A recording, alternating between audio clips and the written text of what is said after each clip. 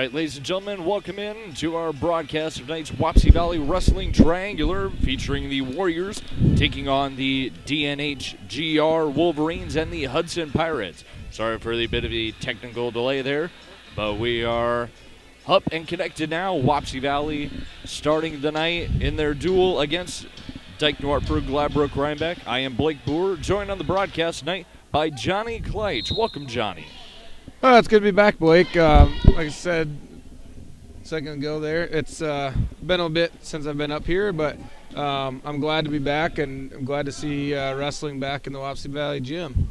Yeah, this is the first home duel of the season for Wapsie Valley. The Warriors were home once this season in the start of December. Back on the 4th, they were here for their home Chris Davis Invitational JV and Varsity tournament. But now their first home duels of the season beginning tonight against the Wolverines and Pirates. Wapsie Valley underway in their first duel of the night here against Dnhgr. Started the night at 160 pounds. Yeah, that 160-pound match, we had Dike-New Hartford's Cole Graves going against the freshman from Wapsie, Jonah Frost. It was a good close match there till the end when Graves ended up with the fall. I think Frost went out there and was working and did a good job. I think it was just a big mismatch with the senior and the a little bit unexperienced freshman. So after that, at 170 pounds, we had Chase Ackerman for Wapsie going out against the junior Caden Booskal of Dike-New Hartford. And it was kind of a slow match, kind of the same thing as the previous one, until Chase was able to get to what he was working for and ended up with the fall as well. All right, so there's the recap so far. We are 2 matches in and on to our third match. Once again, 160 pounds where we opened up. Cole Graves of Dnhgr, a pin of Wapsie Valley's Jonah Frost in 3:17. 170 pounds, Wapsie Valley's Chase Ackerman got the pin in 3:02 over Caden Booskal of Dike-New Hartford GR. And now we are at 182 pounds, where Dnhgr of Wapsie Valley is taking on 5th ranked in 2A, 182 pounds, Nick Reinke of Dnhgr. Right now in the first period, is the first period about to wind down. Reinke holds a 7-1 lead over Jaeger.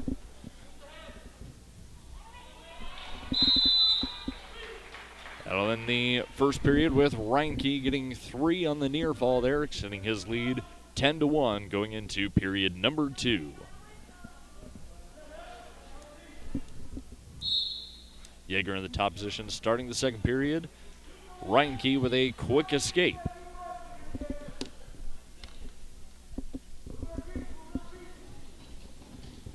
You know, Blake, I don't think Cannon's doing too bad of a job out there, and it's another one of those, like we just talked about a little bit ago. Jaeger's got some of the more varsity experience on the team, being a junior, and he's been in and out of the lineup, but he's just wrestling a tough Dike-New Hartford opponent here tonight. So hopefully we can get something to fly here in the next period and a half, but he just needs to keep working at it there. Yep. Reinke out to a 13-2 lead there after the escape. He got a quick takedown. Jaeger the escape. Just about 1 minute into the second period here in this duel between Jaeger and Reinke. And our match score right now tied up Wapsie Valley and Dnhgr 6-6. Johnny mentioned Jaeger being one of the more experienced Wapsie Valley wrestlers out there as a junior. Look up and down the lineup, see a handful of sophomores and freshmen for Wapsie Valley. Up there at 106, we have Brody Kleitch, sophomore. Easton Krall, 113-pound sophomore, who's actually ranked number 4 in Class 1A. Keep going down the line. We have freshman Kaden Decker at 126 pounds. And then we see Dallas Tissue, Garrett Miller, both freshmen at 138. Aiden Shannon, the sophomore, at 145. Then Drew Lansing and Jonah Frost, 152 and 160, both freshmen. Frost having wrestled in the first match of this duel. And then Chase Ackerman, who picked up the pin in the most recent match, another freshman for the Warriors. And then down there at 220 pounds, Andrew Mathias, another freshman for the Warriors. I'm glad to see Ken make it here to the third period. You know, a kid with the length that he has, you know, he's never out of a match if he can get onto his feet or get to the top position. You know, you can be a very experienced high-ranked wrestler, and those cradles can start going. He can start using that length and work on his own stuff there, and that's what he's going to right now. Is he's really draping over there for a cradle. You know, a kid at that length, he's never out of the match. Another quick escape there for Reinke, up 16-2. Reinke on the attack, wrestlers out at the edge. It looks like that is going to end the match. Yep. You know, when it comes down to the dual scores, they kind of lucked out there with the 5-point technical fall instead of giving up a pin at that weight. But that's not always the easiest to take from the mindset of a wrestler out there, but you start looking at the bigger picture and the team race, and you know, 1 point can definitely make the difference in a duel. Yeah, and that's something, you know, with his little bit of experience, he's going to realize too. And like I said, everybody's going out there with that mindset to win that match, but sometimes to save your team a couple points, you know, it's escaping with what you can is a job well done as well. All right, we move on to 195 pounds now. Coming out to wrestle for the Warriors, we have junior Keegan Brown. I'll wait for track wrestling to catch up for you. Taking on Zach Adelman of Dnhgr, the sophomore for the Wolverines. Brown, another one of the Warriors' more experienced wrestlers. Here in his second true year in the varsity lineup, while getting, I believe, a little bit of action as a freshman. Yeah, I think he was in and out of there, you know, being a couple years ago. I couldn't tell you for sure, but I do remember him in and out as a freshman there, which are valuable matches to get, you know, even if you're not in the lineup 100%, you know, you got to take what you can get at those times and try to build that experience. A little quick action there as we had a quick takedown for Adelman. And then we had a little bit of a weird scoring there went on there. We have a quick takedown, then 2 near fall points for Adelman before Brown gets the escape. Actually, it looks like a bit of confusion out there between Wapsie Valley's coach Danny Adams talking to the officials about the current score. And it was indeed Adelman scoring another takedown before they went out of bounds there. So Adelman leading Brown 6-1 in this 195-pound match.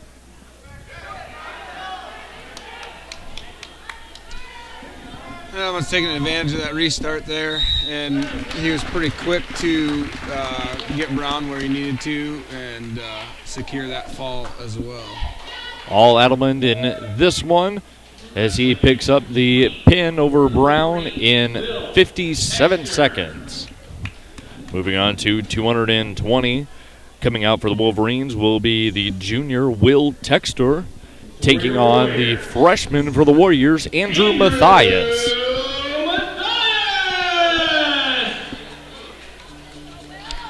Yeah, Blake, I haven't seen Andrew wrestle since last year down at the AAU state tournament. We were down there with him down there.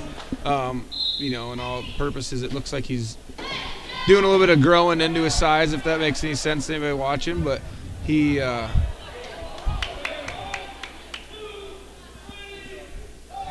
is still a freshman, though, and like we've been talking about, that experience piece.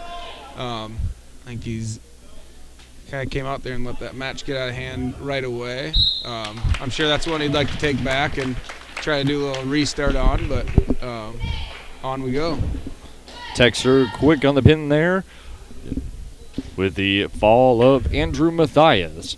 Wolverines out to a 23-6 lead. And rolling on to 285 pounds, where the Wolverines' Henry Busig will receive a forfeit win, bumping their score to 29 to the Warriors 6. And we'll roll back down onto the lightweights at 106 pounds. Looks like we'll have Wapsie Valley's Delaney Youngblood coming out, and she'll receive the forfeit win for Wapsie Valley.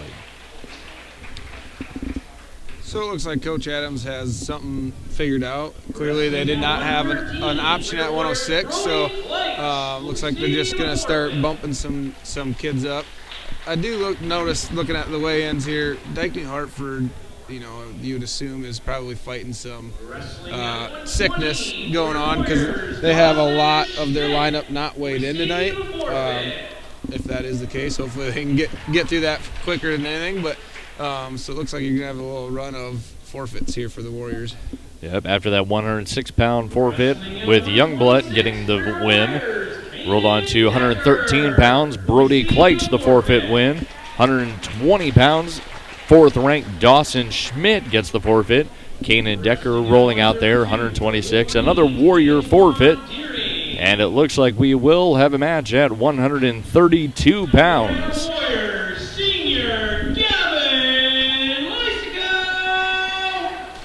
There, Wapsie Valley senior Gavin Lystico out on the mat for the Warriors. Lystico, one of two Wapsie Valley senior wrestlers this year, along with Cole Otto. He'll be taking on Antoine Deering of Dnhgr. Johnny, with Gavin here being the most experienced wrestler in the Warrior lineup, what have you seen from him throughout the years? He's one of those ones. He was a freshman when I stepped back from coaching the high school room, and I believe I said it last year's live stream too. He's a hard worker. He comes in, he does the best he can in practice every day, and he comes out there and some guys, they may not be able to show it on the mat, but you can, if you look behind the scenes, you realize that he is a hard, dedicated worker, and it showed tonight, going out there and getting the fall in 48 seconds. I was really excited to see him this year. Following him during football, it seemed like as a senior he had a standout senior season in football. So I was hoping that would transfer into the wrestling season as well. Yep, Gavin Lystico played a big role for the Warriors on the football field as a linebacker, and he took that tenacity into a quick 38-second pin over Deering of Dnhgr. Next we move on to 138 pounds. Out there for Wapsie Valley will be freshman Dallas Tissue taking on Wolverines sophomore Ty Deering. Gotta say one thing about this young Warrior group, they definitely don't lack the confidence or the energy when they go out there and hit the mat. Yeah, we call them inexperienced and young, but we're strictly talking to the high school scene. You go through the lineup, a lot of these guys, freshmen, sophomores, they've been putting a lot of time in on the mat. So, yeah, when we're up here talking about inexperience, we're talking about the high school ranks, not necessarily the world of wrestling. And Dallas is just proving our point here right now, getting out there and getting a quick takedown, quick back points, and let's see if he can keep working on that to close this match out. Tissue out to a 4-0 lead here for Wapsie Valley. With the quick takedown and near fall points. He gave up the reversal, and then Dike-New Hartford's Deering, I think he was trying to catch up a little too quick and just put himself into another bad position, which Dallas looks to be. He capitalized some off, and I think that might do it right there. And a pin for the freshman, Dallas Tissue. Coming in 127, Wapsie Valley getting the victory there. Now leading 42-29 with just 2 matches to go. 145, Wapsie Valley's Aiden Shannon gets the forfeit victory. And we will wrap up this duel, 152 pounds. Coming over, Wapsie Valley's Drew Lansing, the forfeit win. And that'll end duel number 1 tonight. Wapsie Valley, the victors over Dike-New Hartford, Gladbrook-Reinbeck, 54-29. All right, Johnny, that was a bit of a quick duel there, wouldn't you say? Yeah, it was. There was, the one match. I guess none of them went the distance with that technical fall, closing out early. Where there was flashes, it looked good. And like I'd said earlier, Dike-New Hartford's, it looks like almost half their team didn't make the weigh-in trip tonight. So hopefully they can get that figured out and back from that as well. But any wrestling team is never going to pass up a win over a conference opponent like that either. Yeah, definitely an unfortunate scenario with so many Wolverine wrestlers out, and this has been a duel between the two schools over the years that have been pretty tightly contested duels. I believe a couple times coming down to criteria points or at most couple point victories in the duels. But in this instance tonight, unfortunately, with the Wolverines having wrestlers out, Wapsie Valley was able to fill the lineup and come out with the dual victory. And, as they say, a win's a win. Yeah, and like you're talking about the past, not really, I wouldn't say a rival, but, Dike's always been a good, big school. Athletics has always been something they've been good at, but one of those last few years I was in the program coaching, we went into a sectional tournament and showed people how we wrestled and upset Dike. We were neck and neck with Dike that season, and as far as the team rankings go, and we ended up beating them in sectionals, and they had the joy of turning around and hosting a regional dual meet that we had to come down and wrestle in. They had it because they were a ranked team at that point, so they got to keep that home event, but unfortunately we're not the home team, so it was bittersweet being able to beat them like that and then go back to their gym and let them roll mats out for you to wrestle on. But that's been 4 years ago, so I think the season after that maybe was when we wrestled that event down at UNI with, I believe, Denver and New Hampton, with a duel or the 4 of us got down there and went and wrestled together. A pretty big night, but yeah. So Dike's always put a good team together, and like I said, unfortunate, but a win's a win at this point. Yep, so as we transition there from the first duel of the night, Wapsie Valley defeating Dike-New Hartford, Gladbrook-Reinbeck, we now move to Wapsie Valley Senior Night as we honor our 2 senior wrestlers and our 4 Wapsie Valley cheerleaders. Our first senior of the night, Gavin Lystico. Gavin hasn't been involved in wrestling. Gavin is the son of Al and Chris Lystico.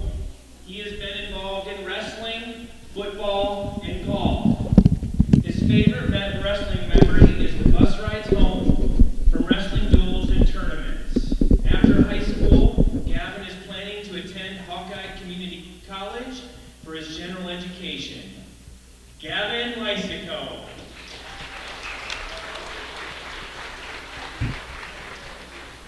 Our second senior is Cole Otto. He is the son of Michelle Myers. The next Wapsie Valley senior, Cole Otto. Track and Cole's favorite wrestling memory is all the practices with the boys and all the support he has received from his teammates and the community. After high school, Cole plans on getting a job and furthering his education. Cole Otto.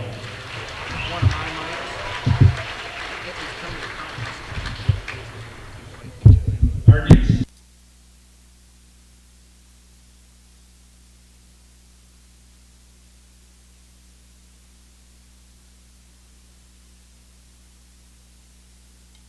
involved in football cheer, track, basketball cheer, wrestling cheer. Her favorite wrestling memory is state wrestling when she got called out during cheer checks.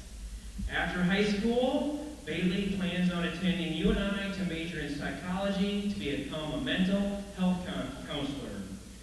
Bailey McMahon.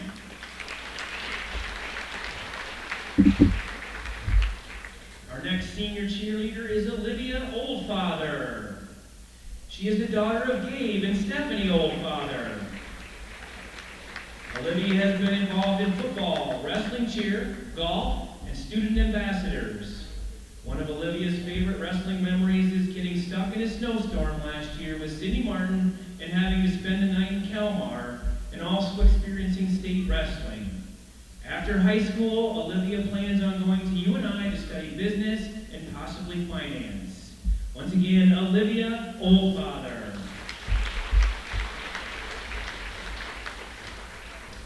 Our next senior cheerleader is Delaney Ritter. Delaney is the daughter of Tim and Beth Fish. Delaney has been involved in football cheer, basketball cheer, wrestling cheer, and archery. One of Delaney's favorite wrestling memories is the environment at state wrestling during her freshman year, along with Allie, waking her up 2 hours before they had to be up for sessions. After high school, Delaney plans on attending Luther College for elementary education.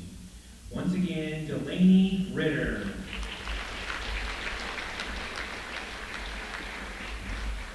And our last senior cheerleader is Ellie Shares. Ellie is the daughter of Josh and Mandy Shares. Ellie has been involved as a football manager, football cheer, wrestling cheer, golf, honor society, and student ambassadors. Her favorite wrestling memory is her state wrestling on the sophomore year. After high school, Ellie plans on attending Hawkeye Community College for 1 year to finish her prerequisite classes and then transfer to Allen College for radiology. Once again, Ellie Shares.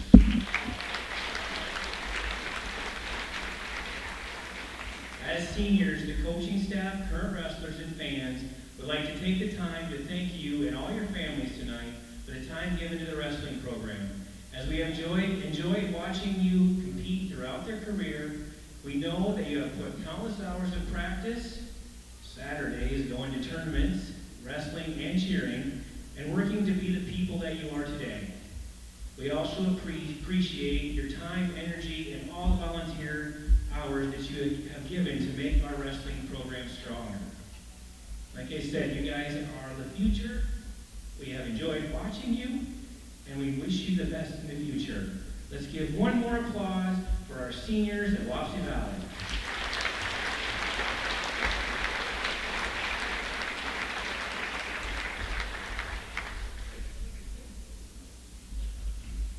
Hugs and kisses, guys.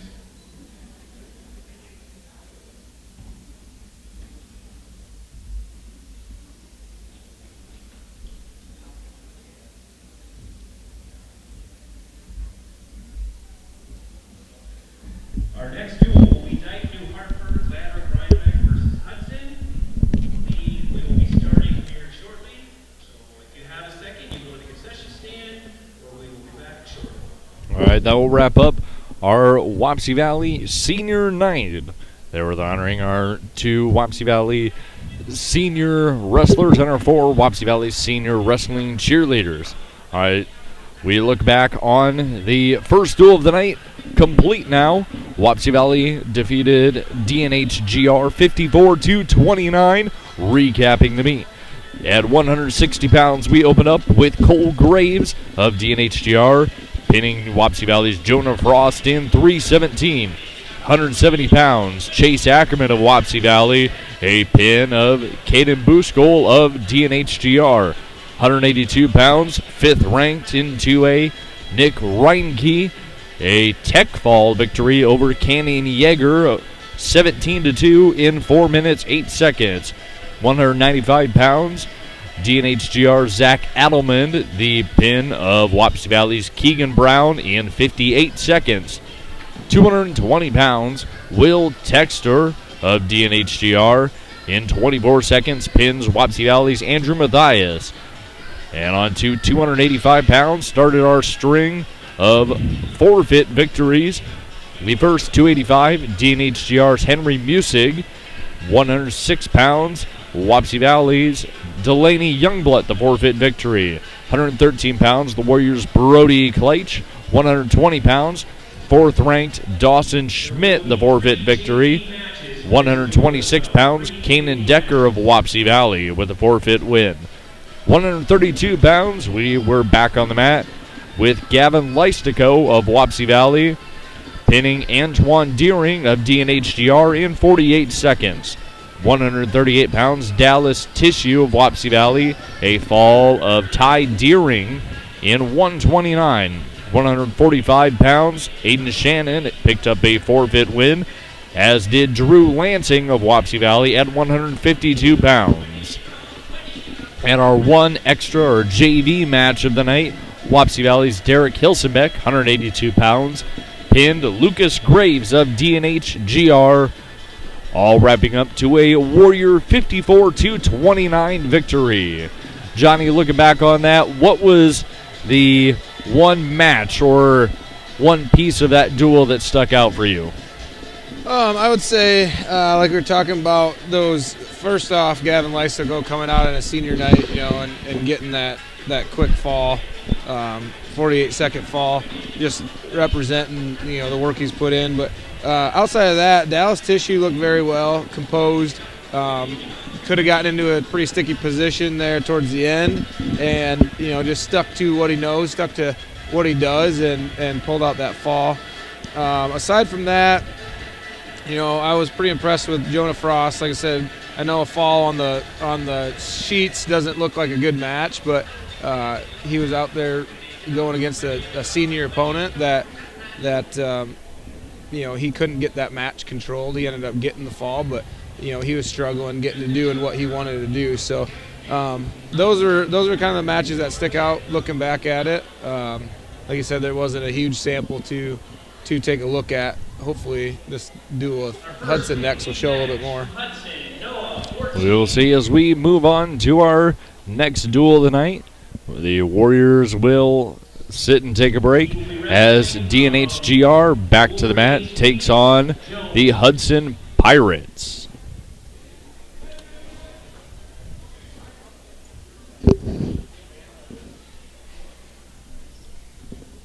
This duel will begin at 170 pounds.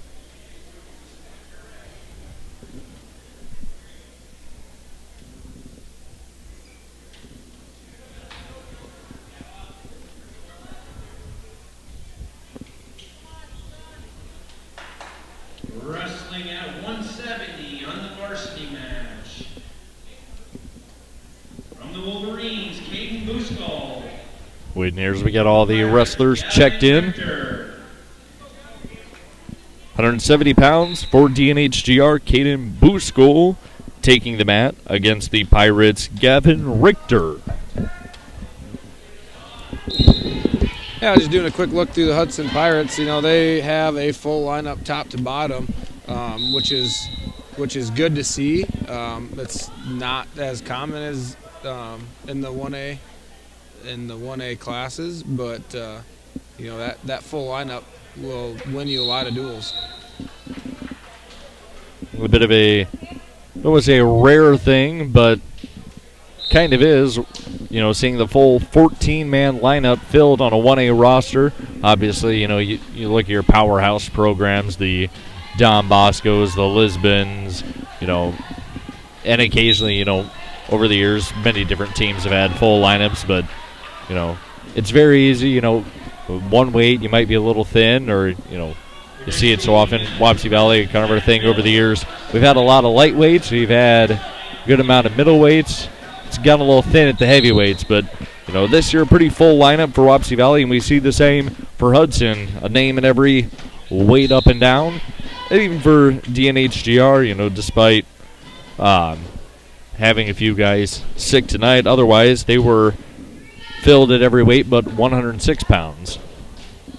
Yeah, and that's just one of those things with wrestling too, Blake. You can't just take a lighter kid and make him a different weight class. You got rules and regulations you got to stick to.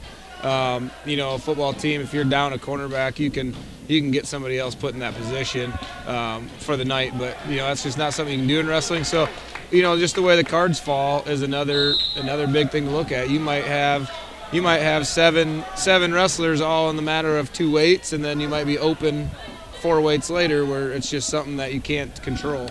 Yeah, wrestling definitely a beast of its own, and very grueling but also very rewarding sport in that way. Here in this 170-pound match,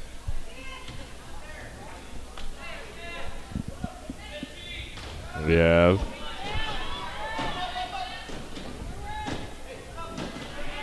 sorry.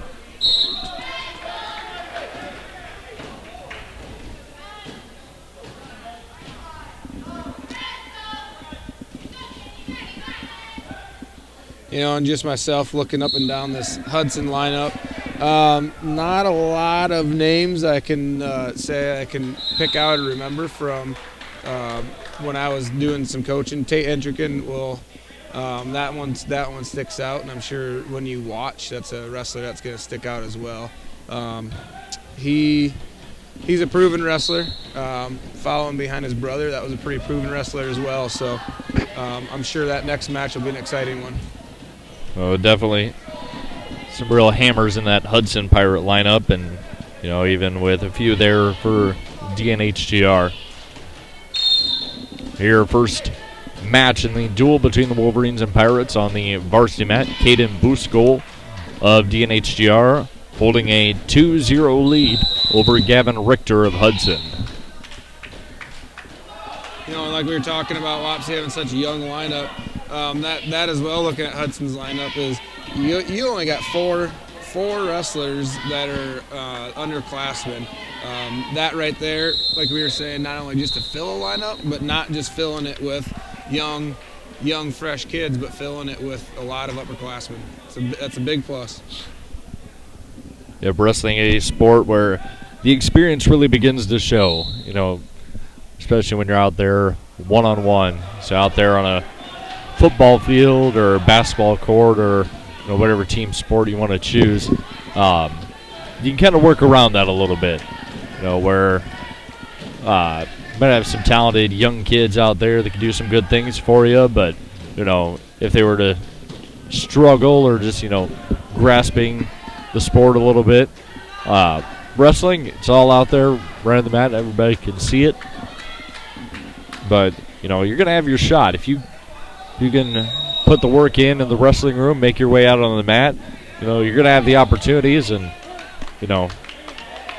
some of the younger weights maybe a little more competitive just because of the size, and it's where you tend to see some of the younger wrestlers out there. But you may take your lumps as a younger kid, freshman, sophomore, but by the time you get to be a junior, senior, be really putting up the points and picking up some wins. Yeah, and that's exactly right. And wrestling, everybody who's listening to this knows just as well, it's a unique enough sport.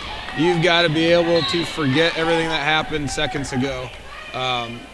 Just like that, you got to be able to put a season, a night, a match behind you and move on to the next, because there's nothing you can do about it at that point. But we've got a pretty exciting match going on in front of us. We're just rolling into the third period with looks like the Booskal. Dike-New Hartford wrestler up 7-2. He just got 3 back points. It was a pretty close 4-2 match, so it'll be a good one to keep an eye on. Yep, so a 7-2 lead for Caden Booskal of Dnhgr over Gavin Richter of Hudson as we begin period number 3.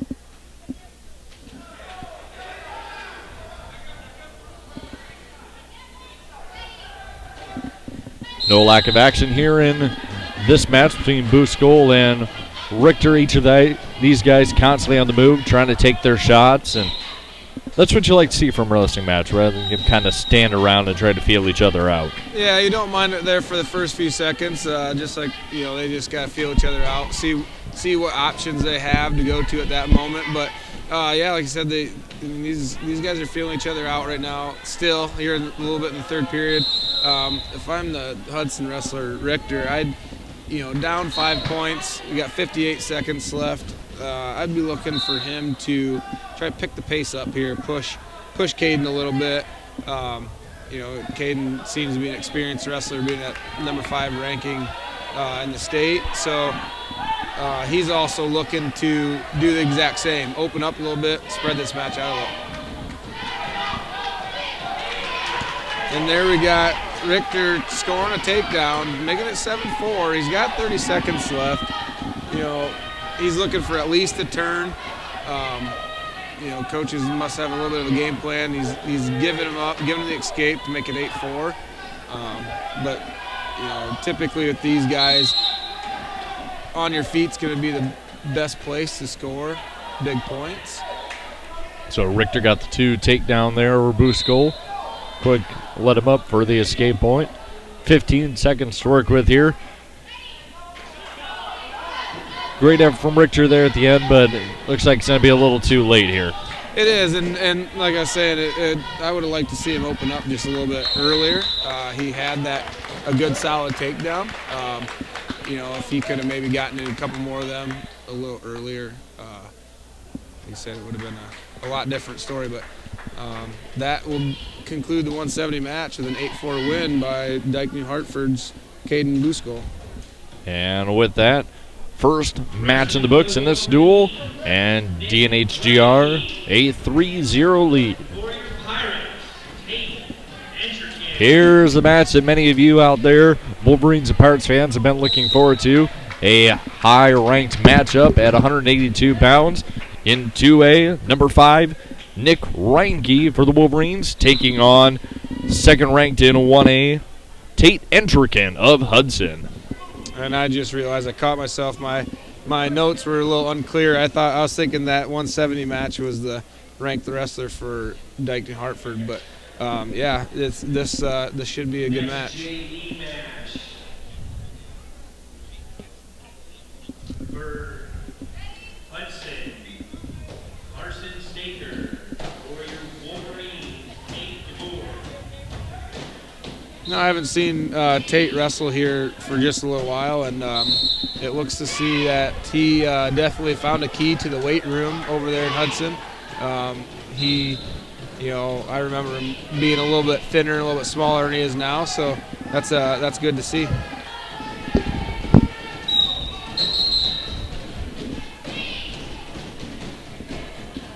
Entrican very much a solid 182 pounds, very muscular kid.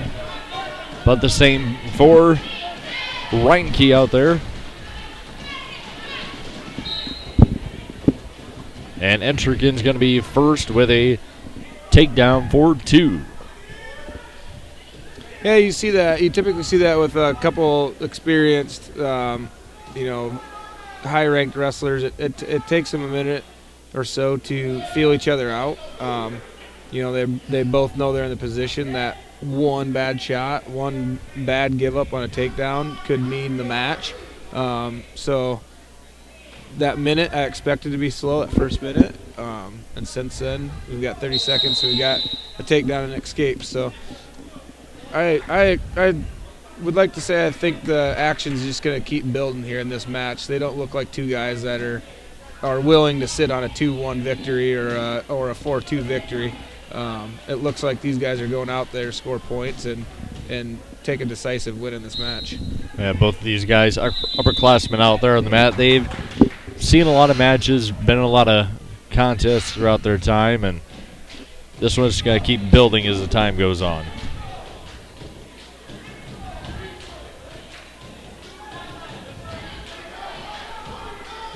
End of the first period, Tate Entrigan with the 2-1 lead over Nick Reinke. It looks like unless I missed it during that little ankle band mix-up, looks like Entrigan just went ahead and took down in that first period instead of deferring. It's worked out for him so far. He got that quick escape and right back to work on his feet, working for the takedown.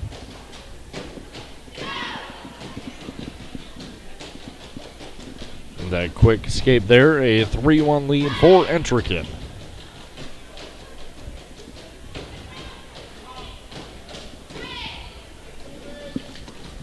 It's big for Dike to come in here tonight, like we said, knowing that they're going to give up a lot of forfeits due to guys not being here. You know, you may not win the duel, but, you know, when you look at the smaller picture of things, if you can win the most matches, you know, or look the best in those matches that you're in, even though you don't win the duel, you can kind of take that home as a small victory for the team, knowing that you went out there and did what you could and won what you could with the small team tonight. Yeah, a lot can be said for the Wolverine program coming out here, and you know, head coach Tony Norton getting his guys ready. You know, even if some of them, you know, that might have taken the mat tonight weren't the first choice or weren't the original starter, they're still going to come out here and battle. That's kind of the culture over there that he's built up, and just in the school in general, they really like to come out and compete. And you see that from all three of these schools out here at Wapsie Valley, Hudson, and Dnhgr. Just they come out and battle. You know, no matter who the kids are, they're gonna come ready to fight. Yeah.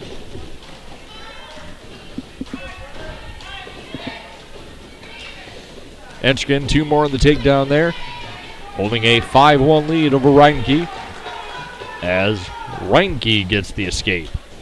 Entrigan's right back in there in that outside single. That looks like it's his go-to. Looks like he's got a lot of finishes from that position. Doesn't look like he's going the same thing every time. So I would say if they get back to their feet, if I was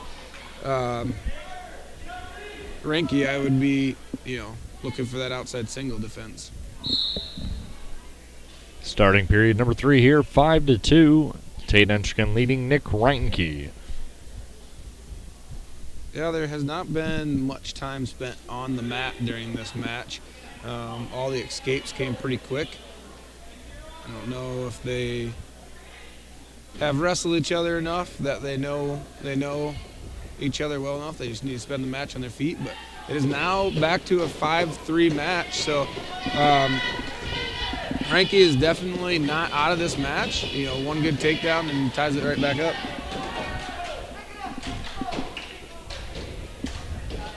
One's going to go here in this 182-pound match between Entrigan and Reinke.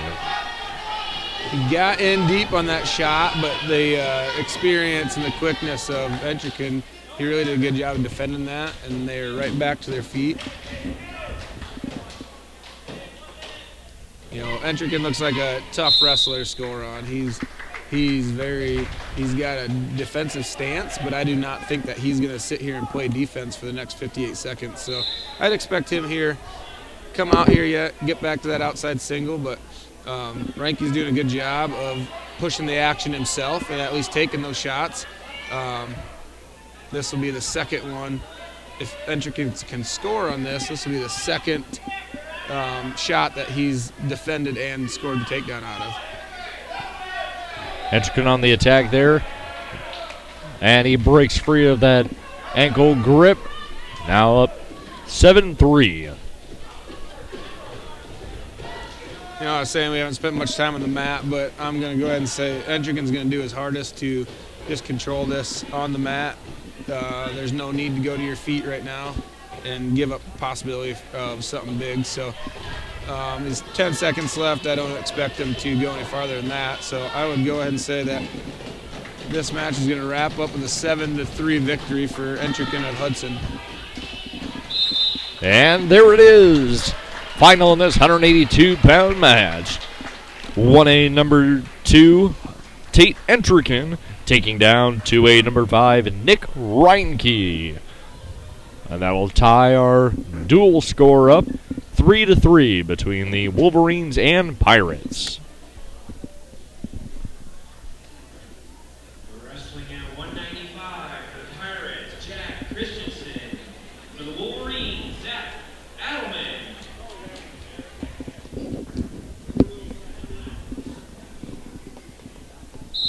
Making our way up the weight classes here. Out there for Dnhgr, Zach Adelman taking on Hudson's Jack Christensen.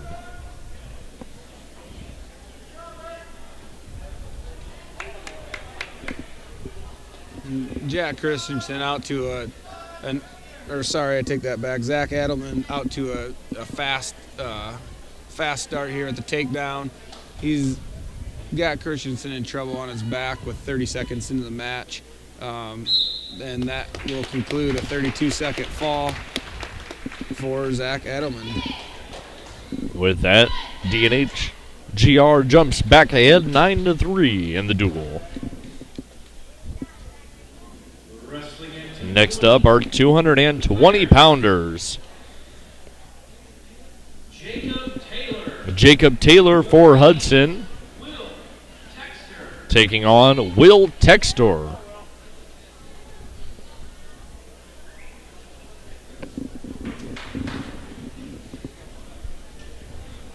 Textor in his first match of the night, he picked up a pin in 24 seconds over the Warriors' Andrew Mathias. Back out.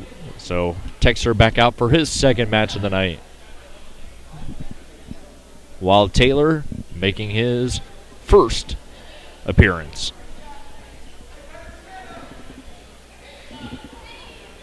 Taylor did a good job there defending that shot. Textor took a little bit of shot from space, but he got in there. But Taylor did a good job defending. Now we kind of get into a upper weight body lock by Textor, and just couldn't get it finished.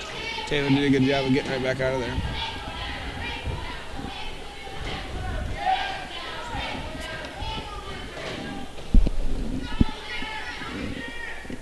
You know, as I talk about the big guy locks and whatnot, I'm looking out in the crowd, I see Wapsie's 4-year 285-pound wrestler Rylan Duffy sitting in the crowd. 4 years of my coaching, I was a pretty active practice partner for Rylan, so I wasn't a big guy myself wrestling, but I in those 4 years had to learn pretty quick how to wrestle with the big guys. I was severely outweighed at that point. So it was quite the change. Yeah, Brown was definitely big out there. And he had one of the more memorable matches his senior, actually a few memorable matches his senior season, especially competing against Farley from Denver. Yep. A lot of back and forth there. I think they saw each other about 5 times a year. I would say at least. I know they probably a conference duel, probably a conference tournament. I don't know if probably a Chipola tournament maybe. I know they saw each other at sectionals, they saw each other at districts, and then they even got the draw to see each other down at state as well. So yeah, it's just one of those close matchups that they just stick around, don't go away. But neither one of them controlled the series.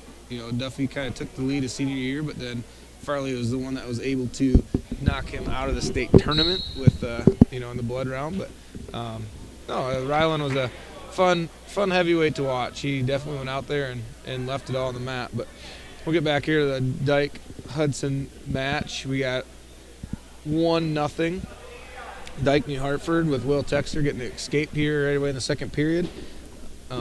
Still, there's some action between these guys.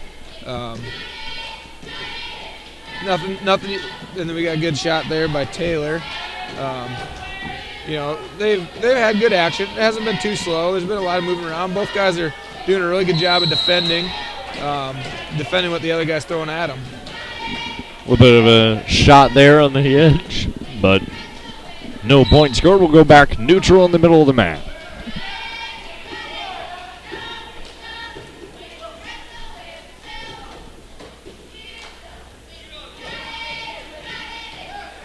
Both guys are doing a really good job working for control on their feet, looking for position.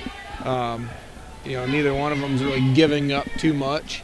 Like I said, just a lot of none of the shots have been real good hard shots. I thought we were going to have one there by Texter. He kind of lets his hips drop there, and Taylor's looking to. He's really, if he can come out of this with 2 and a takedown, I think he'd be really happy with it. But like the rest of the match has been going, it's going to be a little fight down there. And there's Taylor scoring a 2-point takedown, and quickly enough, Will Texter gets the escape to make it back to 2-2 tie. Quick little action there with the takedown from Taylor's. And the escape from Texter. 15 seconds to go in period number 2 in this 220-pound match.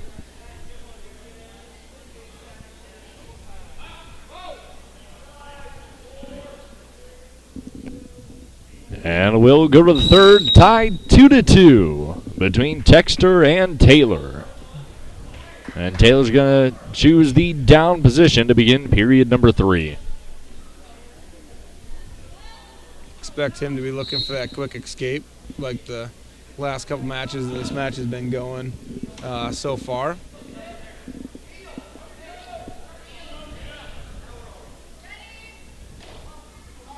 Tex really applying the pressure. There's Taylor working to stand up. Might have turned into Texter a little early in my mind, but he gets himself back out of some sticky situation, back down the bottom.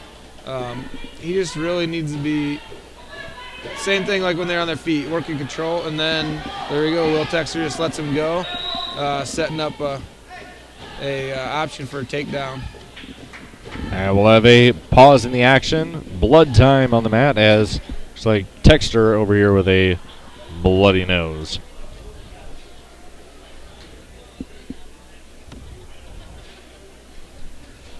See if they awarded him that escape point there. The blood time, the bloody nose, that was something I was fortunate enough to not experience a ton in high school or, younger than that. I give credit to some of these guys. A couple that stick out. Caleb Crawl, who's on the coaching staff now. He was always fighting a bloody nose. You can give props to those guys who, have some of those problems and can go out there and compete in a match where they're stopping 4, 5, 6 times for the blood time. That's hard to do if you got a little momentum or if you're down a little bit to take all them pauses. Sometimes you can catch your breath, but that's not as easily said as some people think. So Texter goes right back out there and gets almost a 2 takedown. It was close. It was on the edge. Coach Norton knows that, and he walked right to the head table to meet the referees and discuss that takedown. I don't think there's a sport where any coach fights as much for their kids as in wrestling. Yeah, and it's fun to watch. It's fun to watch coaches. Some of them know. You gotta know what battles you gotta pick. You're always gonna go out there and argue for your wrestler by all means, but sometimes you can get it, sometimes you don't. You can't push the issue because after that match you've got a whole night of wrestling yet behind you, so you can't ruin the viewpoint for the ref, but.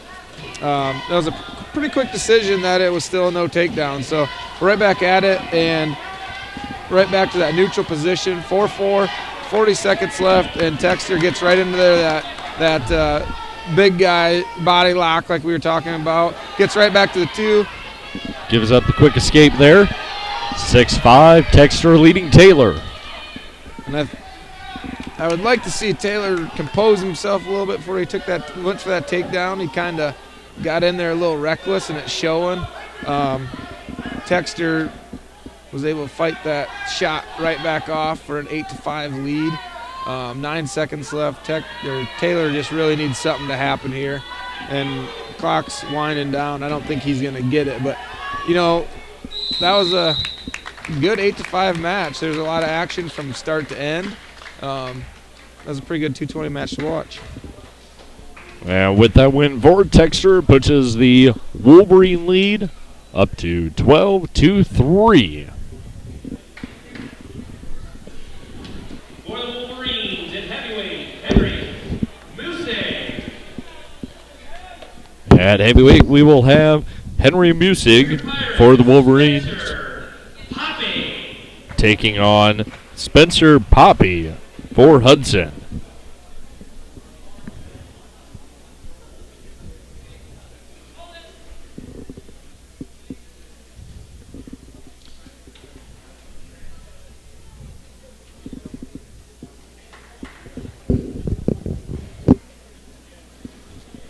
Quick delay there, making sure we're all ready over at the scorer's table. And start of the match.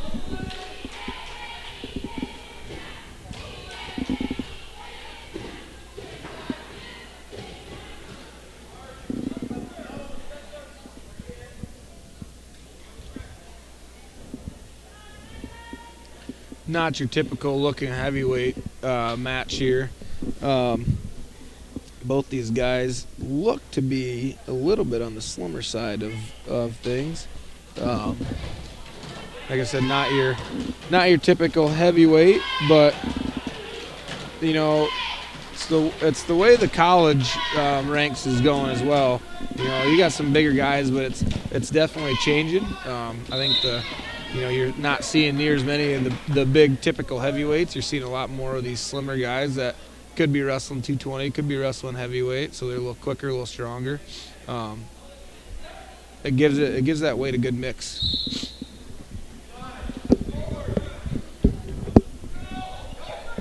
A quick escape there for Poppy.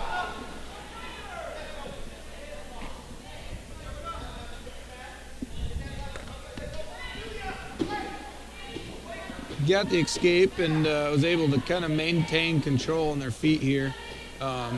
He's got Henry kind of tied up, but isn't really getting there. There he ends up in the takedown. He wasn't using his positioning a lot there, but then through the thick of things, he ended up getting that takedown, and now he's working right away for that fall. The correction there, that was Musig on the escape. Poppy picks up another takedown up to a 4-1 lead and gets the pin. In 1 minute, 41 seconds, Spencer Poppy pins Henry Musig. Adds 6 points to the Pirates' score. Dnhgr leading Hudson 12-9 as we get set for our 106-pounders.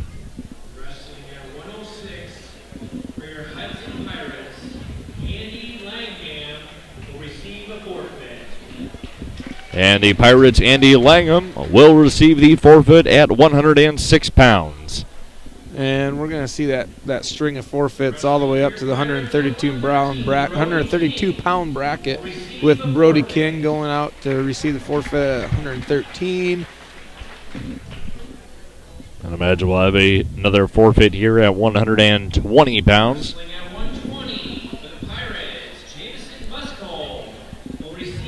Jameson Booskal will get the Pirates another forfeit win.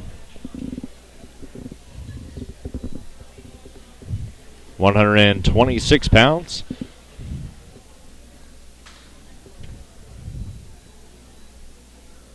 Wrestling at 126 for your Pirates, Cam Seibel.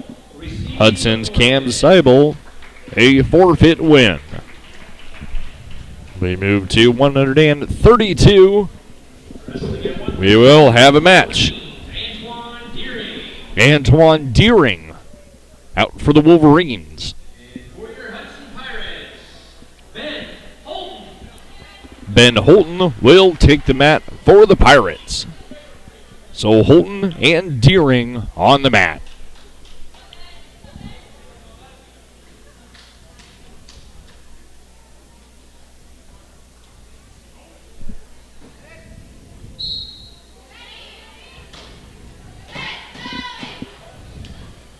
Yeah, and, usually it's quite the change when you go to heavyweight to 106, so this kind of dampens that change a little bit by moving all the way to 132. It's just, at least this next duel with Wapsie, Hudson, we're going to see a lot of those weights because, like I said earlier, we got 2 full lineups going at it, so hopefully we can see a lot of action here in these few weights that we actually are going to be wrestling. Give these fans that traveled all the way over here from Hudson and Dike a little something to watch. It looks like Hudson's Carter Boating got out there right away, had a lot of fire coming out, got to the takedown right away, and really controlled that match from takedown straight to the back to secure the fall. And that fall there pushes the Pirate lead up to 39-12. Next, we will see Ty Deering for Dnhgr taking on Carter Bating of Hudson at 138 pounds.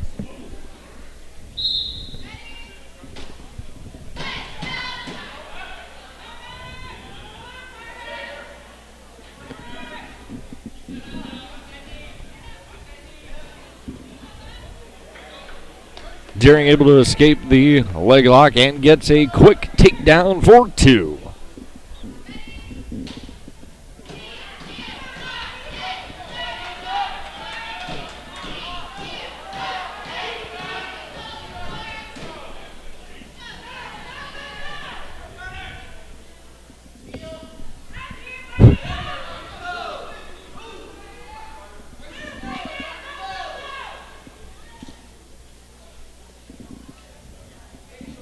This 45 seconds on the mat might be the longest combined mat time of this duel so far. We've had, every match has been a lot of neutral work. A little different to see some mat action, and we got even our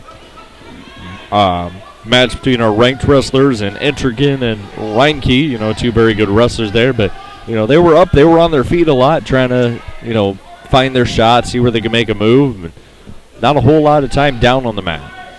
Yeah, it's kind of been the theme of the duel so far until this match, which, there was a good takedown by Ty there right away, and then a nice flash of action and reversal for Carter, and Carter's going right to work on top. He's got a nice arm bar in. He's settling down. He's got 14 seconds.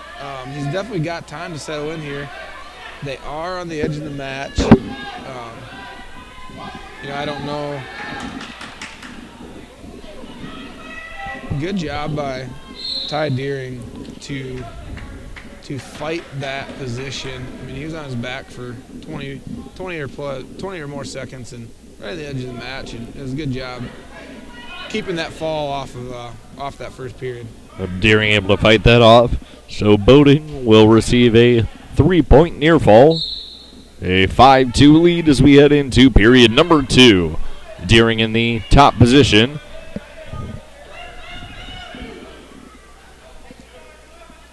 As they roll around. Carter in a nice side roll position there. Kind of got stopped and kind of came back out of it and do a underhooks, and then Deering they got into a little bit of a scramble there. I think Boating just got a little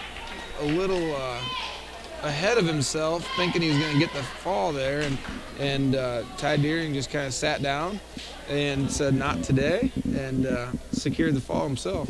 Boating tried to roll through there, and Deering makes him pay, coming out with a pinfall.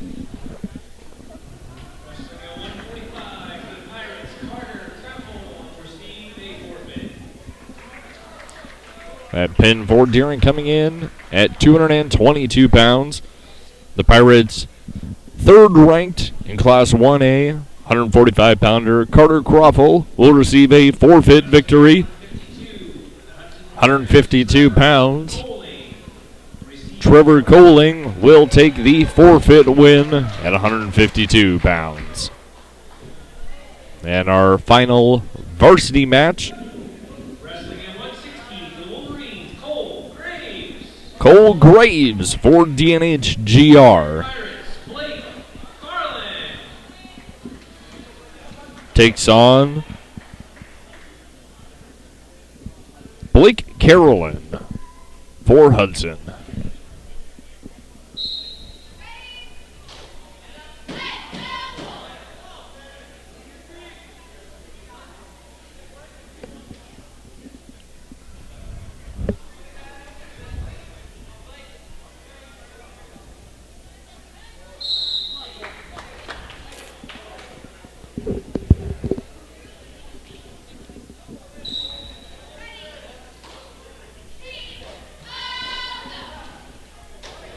Kind of quick little flurry of a takedown there, and right away the match started, there's a flurry of action.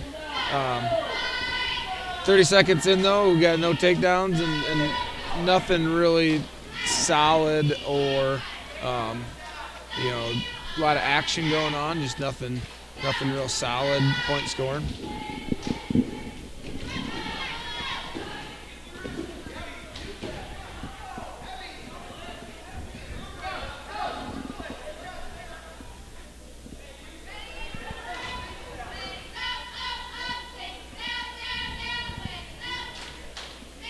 Both guys just looking for good position. There's Blake taking a good single shot there, just could not get it finished.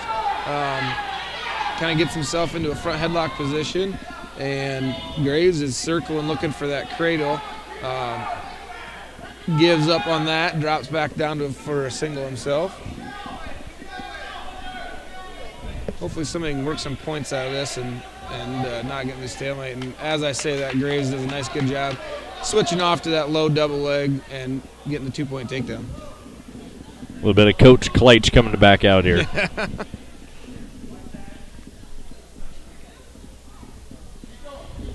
He's not going to waste that 20 seconds off the clock. We're down to 12 now. He's working a good pinning combination. Kind of comes back on it. Trying to hold back Blake from getting that 1-point escape as the time runs out in the first period. Leave it at a 2-0 score in favor of Graves of Dike-New Hartford.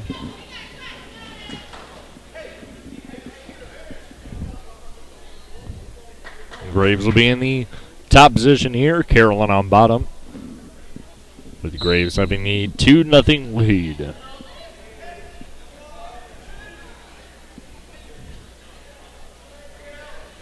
Quick single leg attempt there, but Carolyn was able to fight it off, get the action back down to the mat.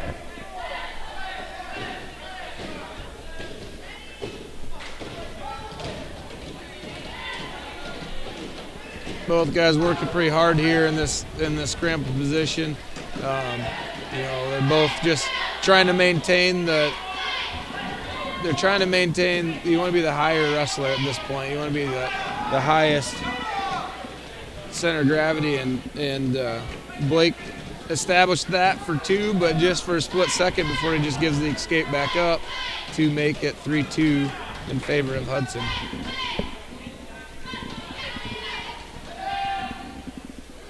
Starting to see a little more action here. Wrestlers kind of pushing the envelope in period number 2.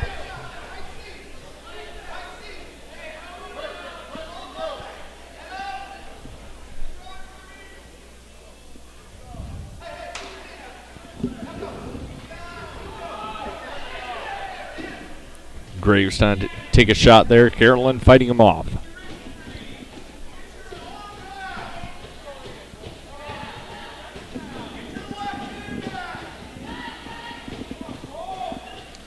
Two guys doing a pretty good job of, trying to get that control and position on their feet before they take that shot. And there, Blake Carolyn gets another nice takedown right on the edge of the match to give himself a 4-3 lead, and then gives that escape right back up to make it 4-4. You know, and I don't mind all this wrestling on the feet, but you know, it'd be nice to see here one of these matches in this duel get a little action, a little bit more action down on the mat. But I'll take action on the feet every day.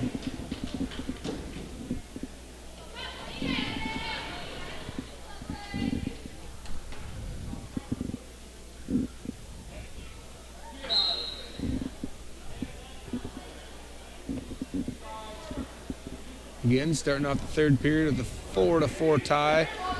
There's Carolyn giving up that escape again to put himself down 4-5. I don't think he's too worried about it at this point. He's had a couple of nice shots, a couple pretty good takedowns, evenly matched on her feet here. So, be interesting to see how many points get scored here in the last minute and 30 seconds. I'm gonna say it won't just be 2. Cole Graves holding the 5-4 lead on Blake Carolyn at the moment. 1:18 to go in period number 3. This 160-pound match.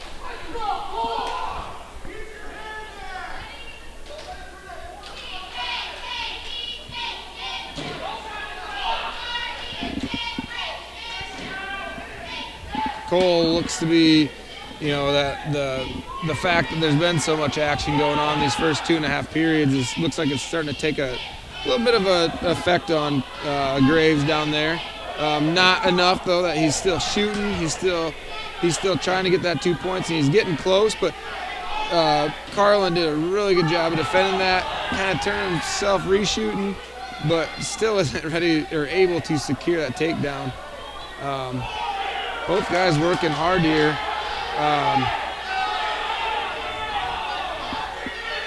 We might see an interesting scramble here, coming down to 20 seconds left. Graves is in a single leg position. Carlin just needs to stave off this takedown. 10 seconds to go here. Again, Carlin with a 5-4 lead. It's getting close, but as long as he keeps that lock, there you go. That's how you're going to finish with a 5-4 win for Blake Carolyn out of Hudson.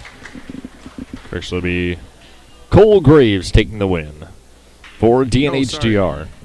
Sorry. Yeah, it's all right. We get a little confused up here with, you know, one of our wrestlers out on the mat and all blue singlets out there. It's true. So that'll conclude the duel between the Wolverines and Pirates, where Hudson takes the victory over Dike-New Hartford Gladbrook-Reinbeck 51-21. We have a short break here before we come back for duel number 3, the final of the night, where your Wapsie Valley Warriors take on the Hudson Pirates.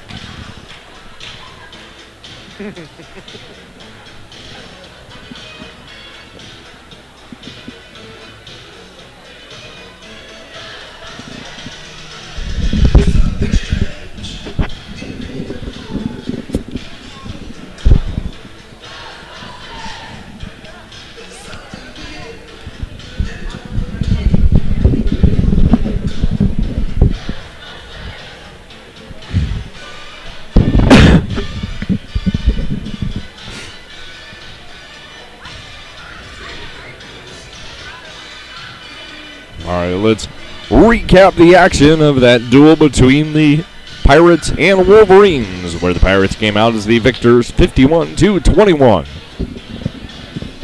The night began at 170 pounds, where Caden Booskal of Dnhgr picked up an 8-4 decision over Hudson's Gavin Richter. 182 pounds, we saw the pair of ranked wrestlers in 1A number 2 Tate Entrigan against 2A number 5 Nick Reinke, where the Pirates picked up the win 7-3.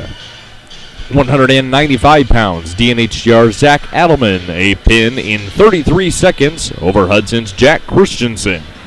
220 pounds, Will Textor of Dnhgr, an 8-5 decision over Jacob Taylor of Hudson. 285 pounds, Spencer Poppy of Hudson, a fall in 140 over Henry Musick of Dnhgr. 106 pounds, Andy Langham of Hudson, a forfeit victory. 113, Brody King of Hudson, the forfeit win. 120 pounds, the forfeit victory. Jameson Booskal of Hudson, 126, a forfeit win for Cameron Sable of Hudson. 132 pounds, Ben Holton of Hudson, a fall in 49 seconds of Antoine Deering of Dnhgr. 138, Ty Deering of Dnhgr, a fall in 2:22 over Carter Boating of Hudson. 145 pounds, won a number 3 Carter Croffle of Hudson, the forfeit win. 152 pounds, Trevor Coling of Hudson, a forfeit win. And the duel wrapped up at 160 pounds. Cole Graves of Dnhgr, the 5-4 decision over Blake Carolyn of Hudson. And a few JV matches there. At 160 pounds, Noah Borkerding of Hudson, a pin in 36 seconds of Dnhgr's Phoenix Jones. 170 pounds, Hudson Zach Mills, a pin in 5:44 over Ryan Simmons of Dnhgr. And 285 pounds, Tate DeBoer of Dnhgr, pinned Carson Staker of Hudson in 125. All right, Johnny, as we prepare for our third and final duel of the night between the Warriors and Pirates, what should we be looking forward to? I'm just looking forward to seeing, like we talked earlier, that full lineup coming out here and battling. I know Hudson's going to bring a good team in there, teeing off of their couple high-end ranked wrestlers. But, you know, I expect the Warriors to come out here and fight for every point that they're going to earn, and I think Hudson's going to make them do that. This should be a good duel. It should come down to what the last match at 160 pounds. 170 pounds, I take that back. So, yeah, I expect this to be a back-and-forth duel. Both teams have a couple standout wrestlers. They don't match up with each other, but, you know, one big one I'm looking for is I'd like to see Dnhgr come out there. Took a tough loss in that first match to number 5 ranked wrestler. He's going to come out here and see the number 2 ranked wrestler right behind him, which, you know, there's nothing but improvement that can happen there. So he's just got to go out there. Don't let that number scare him or get in his head, and let it all fly. Yeah, but at the end of the day, rankings, you know, they can't say a lot about a wrestler. You know, everybody can kind of get a perception, you know, kind of an expectation of what to see, but you still have to go out there and wrestle. You do, and yeah, like you said, that ranking's just a group of people with a lot of information and a lot of knowledge, you know, putting that number on you, but sometimes it puts a target on your back as well. You know, those ranked wrestlers can't come into a duel expecting anything less than the best from the guy they're wrestling, and that's what makes this sport unique. You know, one guy versus one guy, you might be the best guy in the state according to the rankings, but all it comes down to is if you're the best guy of the night.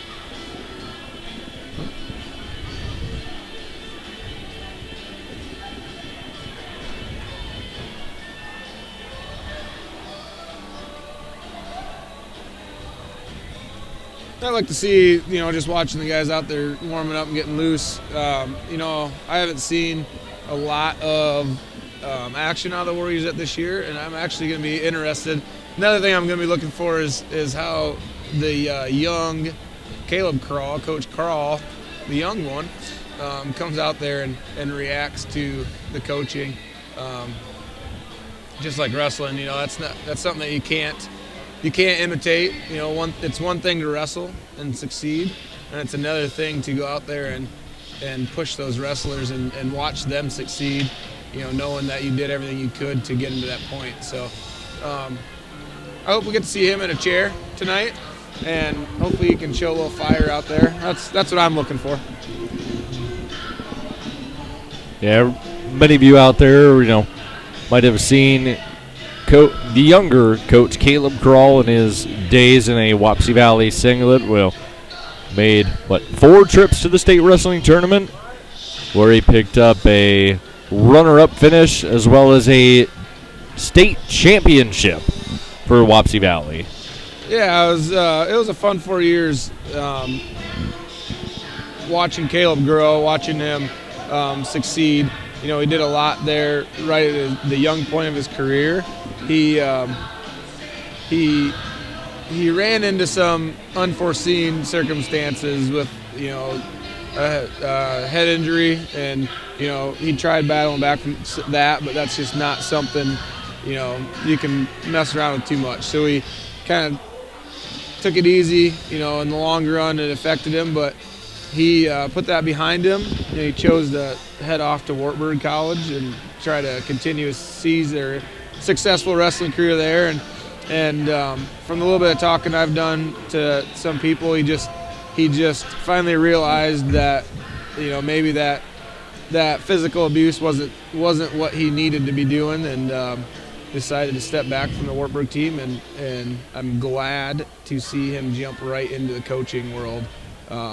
It was a great place for those young, successful wrestlers to get to. They bring a lot of new knowledge, ideas. I'm sure he picked up a thing or two from Wartburg, and it's just exciting to see those young guys getting in the room and giving back to those kids that looked up to him for so long.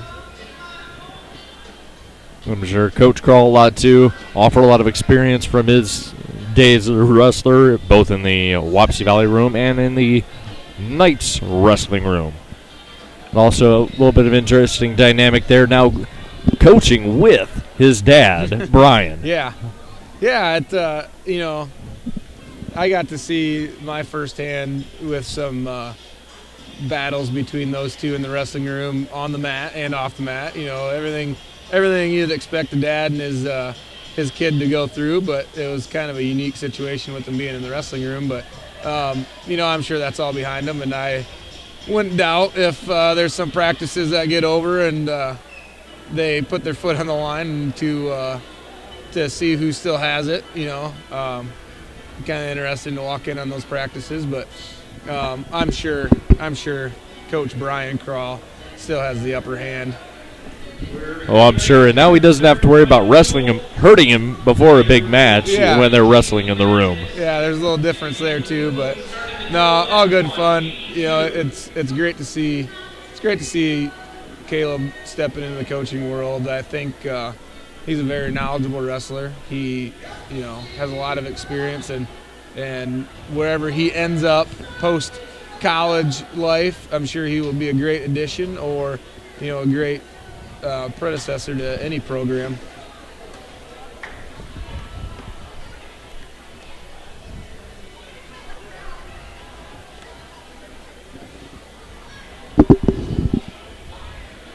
Seeing a bit of a shift in fans around the gym here as everybody tries to get in a position here.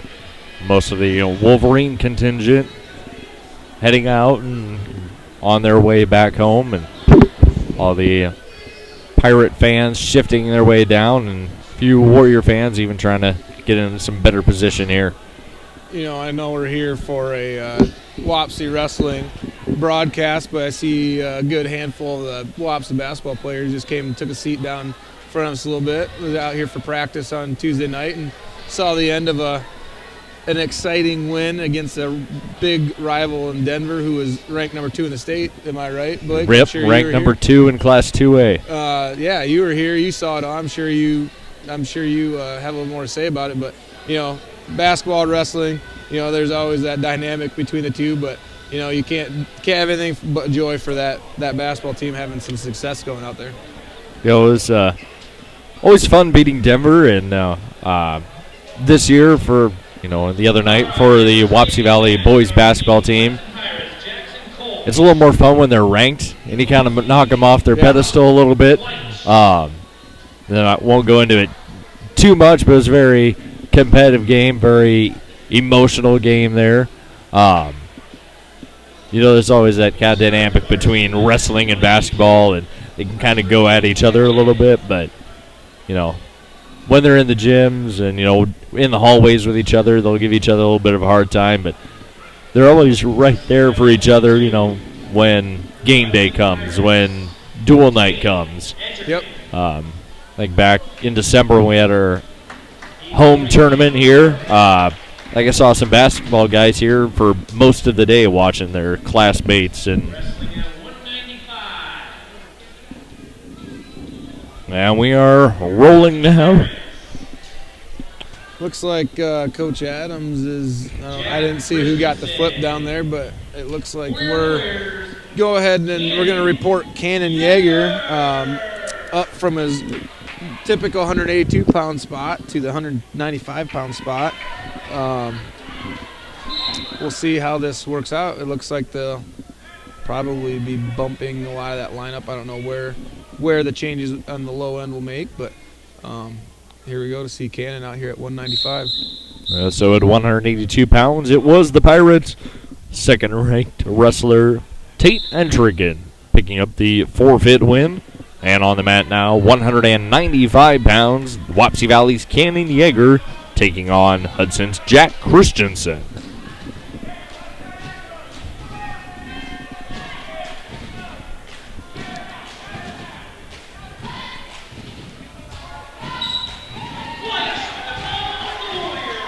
And over on the JV mat, Brock Kleitch picked up a pin over Hudson's Jackson Kelch.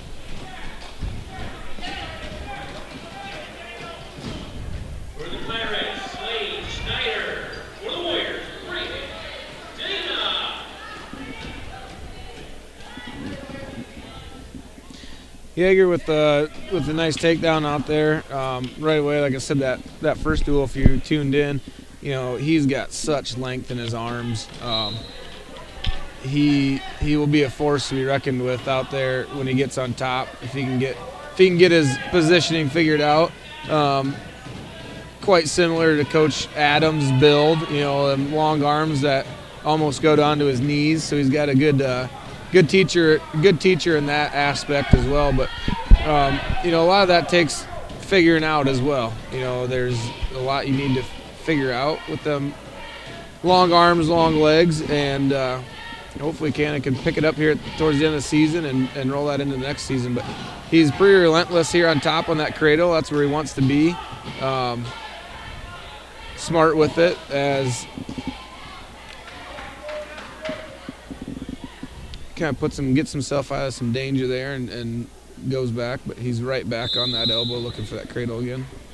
And that'll end the first period. Dnhgr with a 2-0 lead over Jack Christensen of Hudson.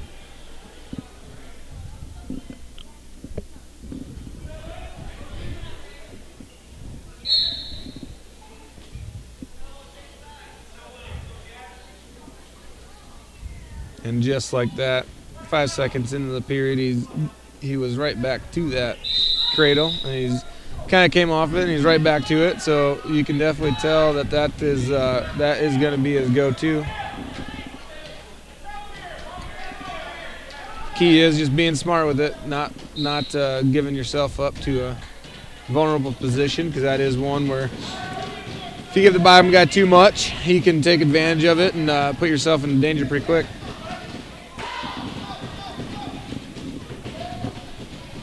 Dnhgr trying to make a move there, but Christensen fighting him off.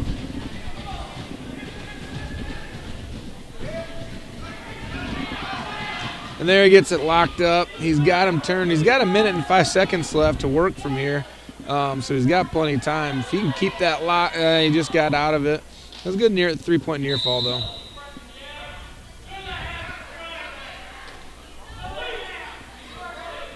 And there it is. Gets the 3 points.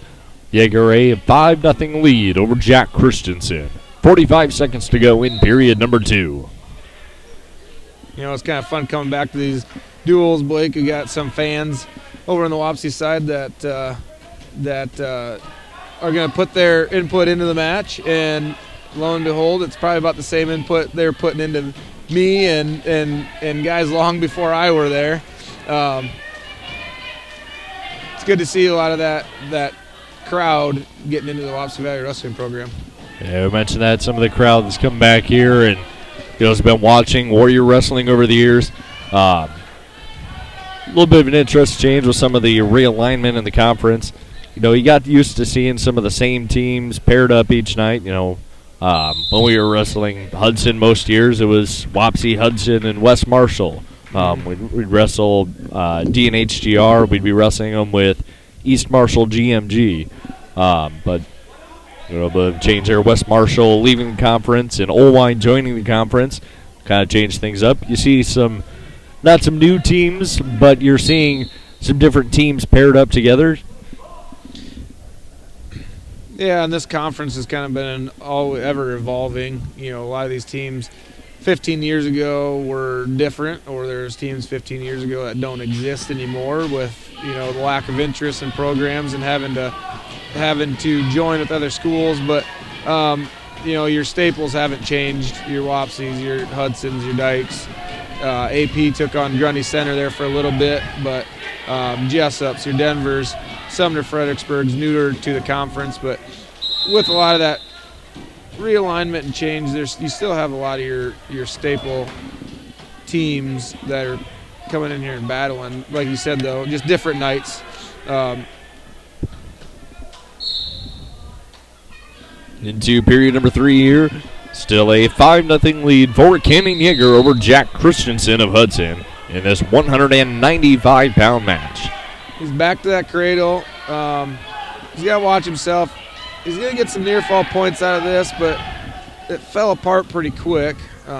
He was able to hold him just long enough for a 2-point near fall to make it 7-0, but he is right back on that physical cross-face cradle. He's got the side. He's got jumped over again. Well, Dnhgr lost his grip there. Christensen just about rolled out of it, but Dnhgr was able to stay on top and keep control position. Cannon's been, like I said, relentless with that cradle. If I were him right here, Christensen knows it's coming. I would jump right to something different, make him a little uncomfortable in a different position there. And Dnhgr got a little too high there, and a reversal for Christensen. That's kind of what I was saying. Is Christensen sat in there and took his lumps on them cradles, but he knew it was coming. He knew what he had to defend and how. So it finally caught up to Cannon. But we got finished the match. We got an 8-2 victory. That was a nice solid win out there by Cannon. So Dnhgr picks up the 8-2 victory over Hudson's Jack Christensen. Our dual score, Wapsie Valley 3, Hudson 6. Next up, 220 pounds, the Warriors' Keegan Brown will take on Hudson's Jacob Taylor.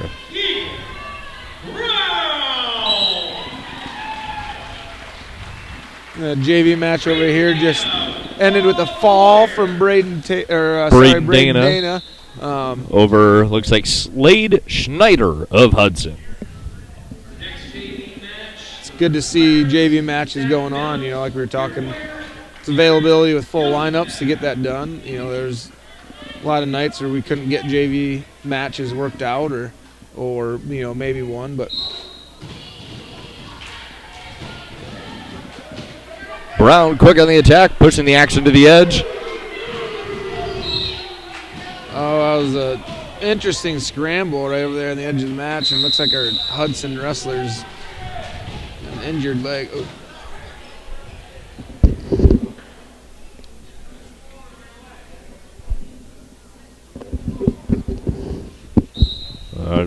Down for injury time there is Jacob Taylor.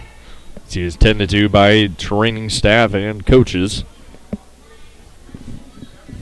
Looking back at that 195-pound match between Dnhgr and Christensen. Christensen was able to get that late reversal there, bring it to an 8-2 score, fending off the bonus points there. Yeah, and like we were talking that first duel, that's really big. really big, especially with the duel. Like I said, I would expect to see a fairly tight duel. And like I said, those getting that late reversal takes away that 8-point major decision and makes it just a regular decision for 3.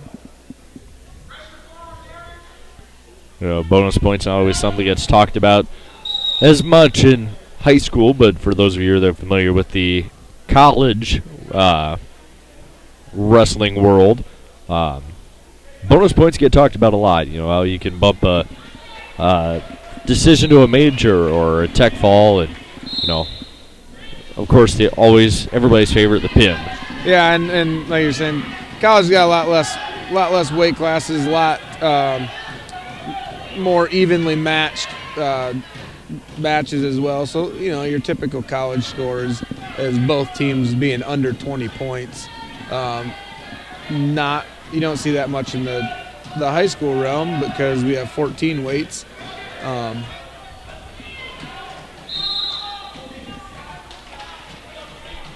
But yeah, anytime you can keep off some bonus points is always going to be the best. When Taylor able to get back out to the mat there. So action back underway.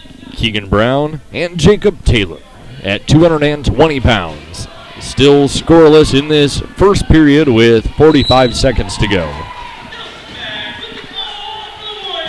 I'd like to see Brown get back after that takedown like he had there right at the beginning of this match. Like I said, it was a nice little flurry right there on the edge of the mat. He just couldn't quite keep his feet in for this takedown, but I think if he gets back to that, he can work on this takedown from Taylor. You might have heard it over there at 170 pounds on the JV mat. Derek Hilsenbeck of Wapsie Valley picking up the pin of Zach Mills of Hudson. So the Warrior JV wrestlers going 3-0 against the Pirates. Starting the second period here, Hudson's got his choice, and they're elected to go down.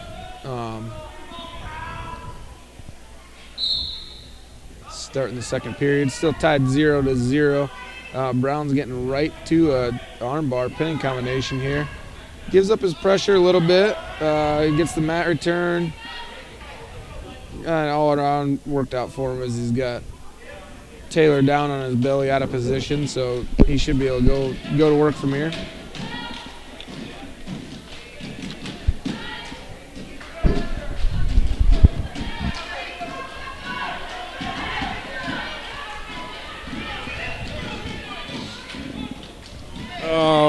Was getting a count by the ref. Couldn't hold him there long enough for the back points, but he's got to feel good about that. He knows he can get to those positions now, and I'd like to see him just keep after it. 1minute, 20 seconds left.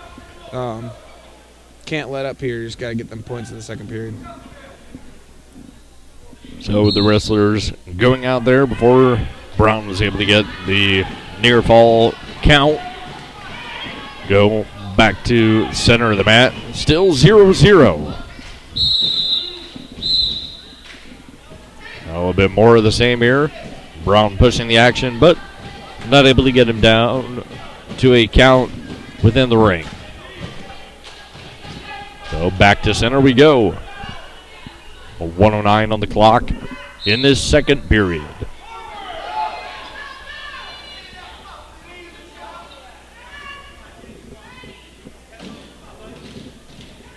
Brown's working here. He's kind of getting ahead of himself.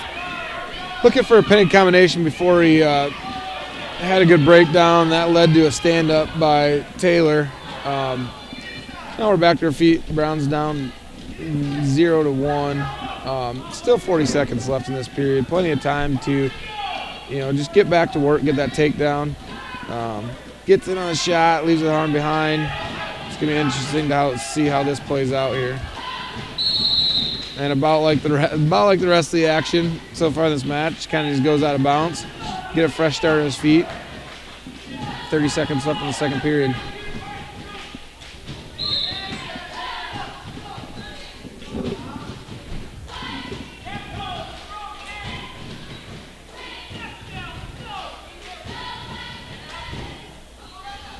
Brown just needs to stick to, getting that position. You can't forget about that. That's the start to it. Getting a good position, then take a shot and not push anything and just give up the unneeded points. But yeah, and that's going to end the second period with Taylor up to a slim 1-0 lead over at Keegan Brown. Starting period number 3. Brown in the bottom position, Taylor the top. And a caution on Taylor. Brown really needs to set the pace here in this third period. He's get the point scored fast. He got the escape. He's about had that switch in there. Ends up with the escape. So this match tied 1-1, 1:45 to go.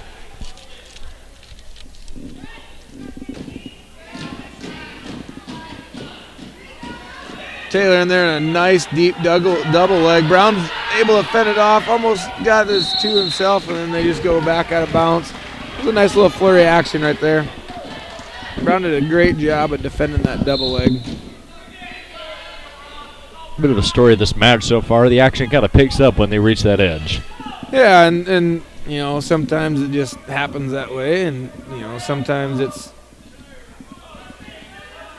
comfort. Sometimes the little bit of inexperience, or whatever it may be. It's a little bit more comfortable to create that action on the edge, knowing that there's that possibility going out if it doesn't go your way. I don't know if that was the case, but yes, they're quite often going out with neither one of them in much control.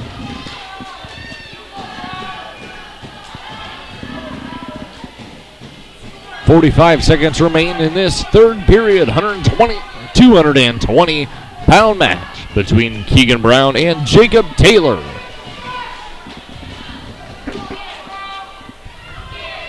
With the score being 1-1, there Brown gets right behind him, gets the 2-point takedown. I was about ready to say you can't just ride this out, even though it was a tie match at that point. Secured that 3-1. Now he just needs 22 seconds left. He just needs to wrestle smart here, give up the 1 before the 2, try to ride out that 3-1 victory.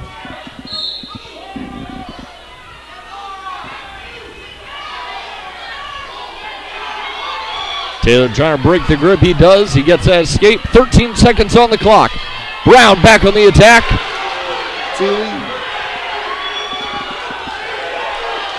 And they're right back to that edge of the mat position. And they take down for 2. And that'll end the match. A 5-2 decision for Keegan Brown over Hudson's Jacob Taylor. All around that was a good match to watch. There's not a lot of solid action, but there was a lot of action. Both guys were getting after it, and Brown just made it his way and with the 5-2 victory. Tells you what kind of match it was right there. Brown gassed at the end, hands on the knees, but picks up the win. And we move on to 285 pounds.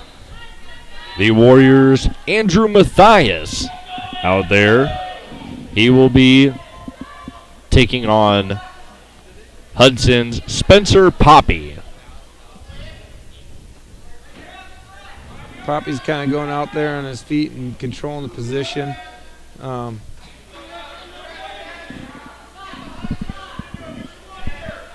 So again, here's a little bit of an unbalanced junior freshman matchup. Hopefully Mathias can get past that early takedown and try to establish a little action on his own. Yeah, we talked about that earlier. Some of these underclassmen taking on the upperclassmen, these juniors and seniors. And 285 pounds, you're not going to find a lot of freshmen. No, you're not. And I would say Mathias is typically a 220-pound wrestler, so I would say, he's pretty clearly going to be outweighed here. But Poppy trying to make the turn there. He's getting a near fall count. So Matthias rolls, tries to fight it off.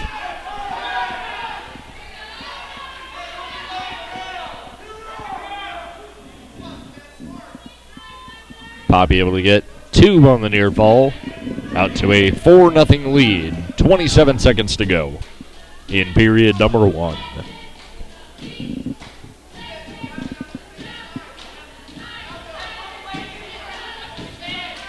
Matthias just needs to concentrate here on establishing some position and just kind of getting himself out of those dangerous spots like he just kind of got into there. Hopefully he can hold off his last couple seconds. He is able to hold it off, but a 3-point near fall for Spencer Poppy. A 7-0 lead for the Pirate over Andrew Matthias, heading to period number 2.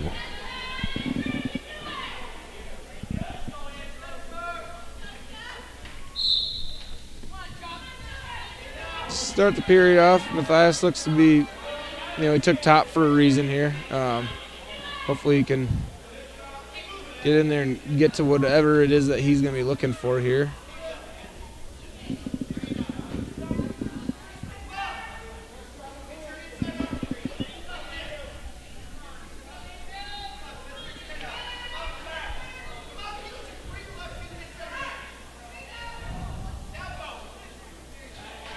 And that position just kind of slips away from Andrew, and he ends up getting reversed to make give a Hudson a 9-0 lead, and Spencer Poppy just gets right to that cradle, secures another 2-point near fall. Builds his lead to 11-0 over Matthias. Like we were saying a little bit ago, Matthias right now, not saying that he can't work to win, but he really needs to work to hold off that fall, that possible fall. If you're going to give anything up, give some back points up, keep that 1 point off the team score.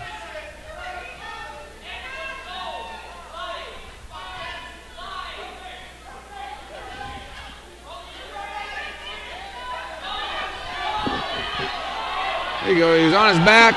He ends up getting the reversal right there at the end. Hopefully that can give him a little bit of confidence going, finishing up the second period. 3 on the near fall for Poppy.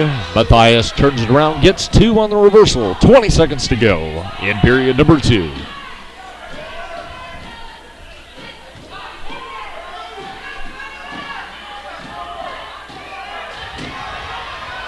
Matthias, if he can get his hips up, he might get some back points of his own, but he gives up that position, and time's going to save him, I think, here.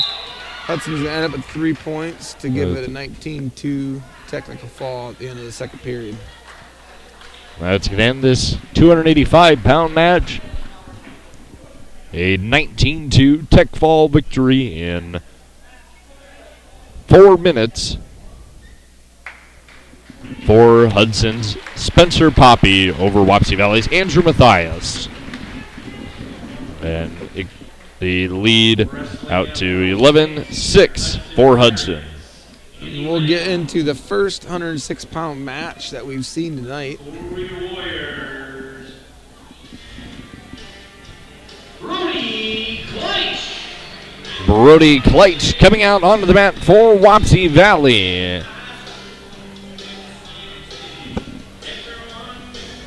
This Hudson wrestler, there's going to be enough of a weight difference here. Should be in the advantage of Brody. Hudson wrestler looking really light out there. Freshman and sophomore, but let's see if Brody can use that weight advantage here. Getting out there right away, 13 seconds into the match, getting his takedown and going right to work on top. There's Andy Langham out there for Hudson. Brody Kleitsch gets the quick takedown, and he's getting to the cradle, and a near fall count started. He'll get 3 on the near fall, up to a 5-0 lead for Brody Kleitsch. He's transferring from that tilt right to a nice cradle. This is going to be really hard for Hudson's Andy Langham to get out of, and that will And a stick for Brody Kleitz. They pin in 45 seconds over Hudson's Andy Langham. It's going to be really important for Wapsie to keep that momentum going. I really think they can out of these next couple wrestlers, and Kral and Schmidt. I'd take that back. It looks like 113 is where they're making a change. Yeah, the Warriors, unfortunately, without fourth-ranked 113-pounder Easton Kral tonight. So it was a forfeit victory at 113 pounds for Hudson's Brody King. Next up at 120 pounds, we will see the Pirates' Ben Holton taking on Wapsie Valley's fourth-ranked wrestler, Dawson Schmidt.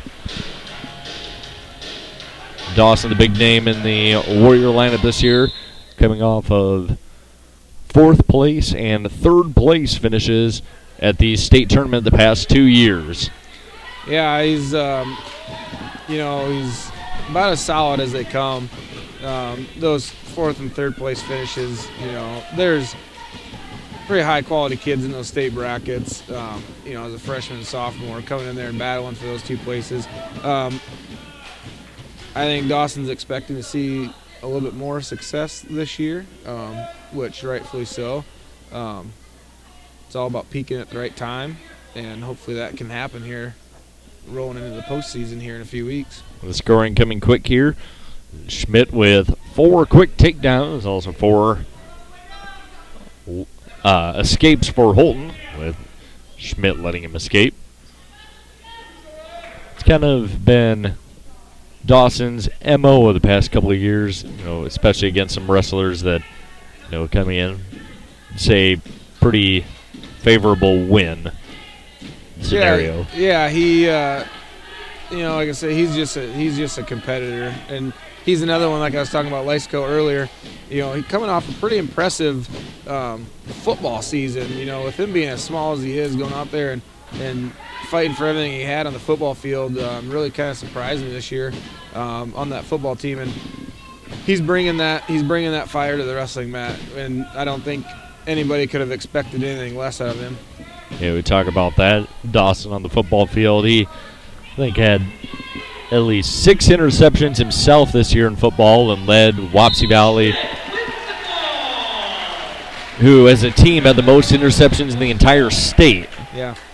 And there a pin for Dawson Schmidt over Ben Holton of Hudson. That pin coming in 144. Wapsie Valley retakes the dual mate lead 18-17.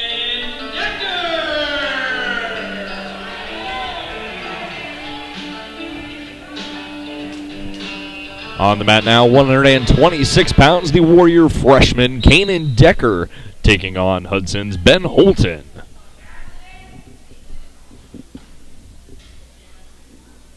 Haven't seen Caden in action yet tonight with the string of forfeits with Dike-New Hartford, so it'd be nice to see him. Again, another freshman coming out here, putting together a pretty good season so far, the way it looks. It looks to be 13 or 14 wins on the season.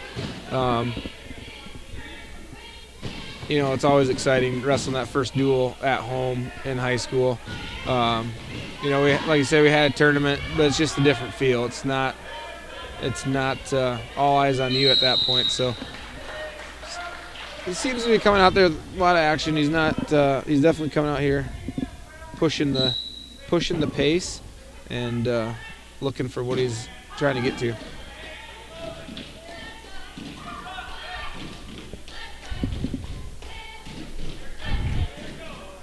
A lot of hand fighting going on here between Decker and Holton.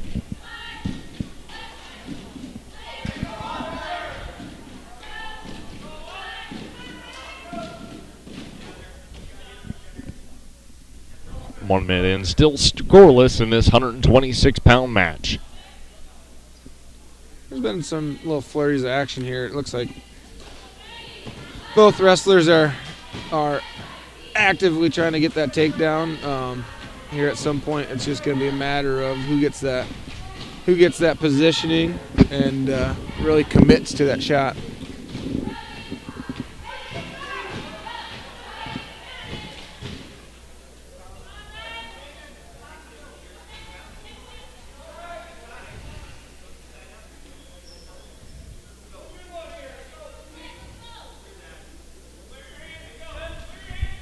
Yeah, flurry of shots by Holton from Hudson.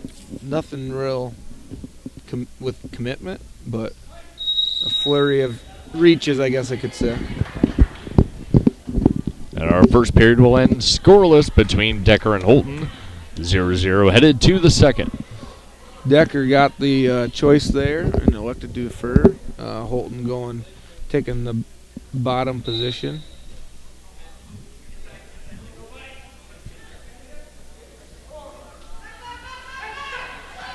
Decker right there to cradle out of the stand-up attempt. He had it and he kind of lost it. But I expect Caden to go right back to work. He's, another one like we talked about. He's new to the high school scene, but by no means is he new to the wrestling scene. He gets right back to that cradle. I dumped him again and just lost it on the way down.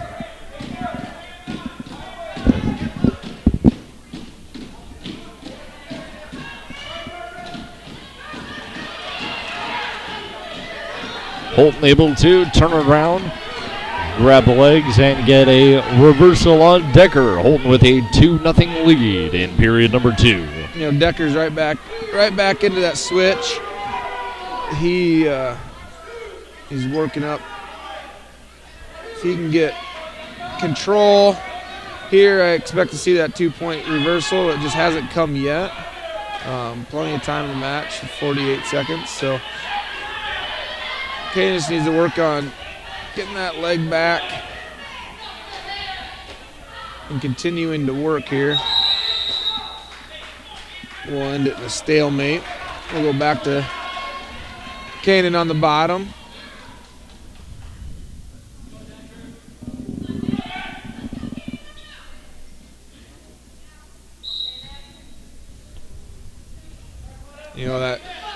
That restart's the ever important who can hit their first move.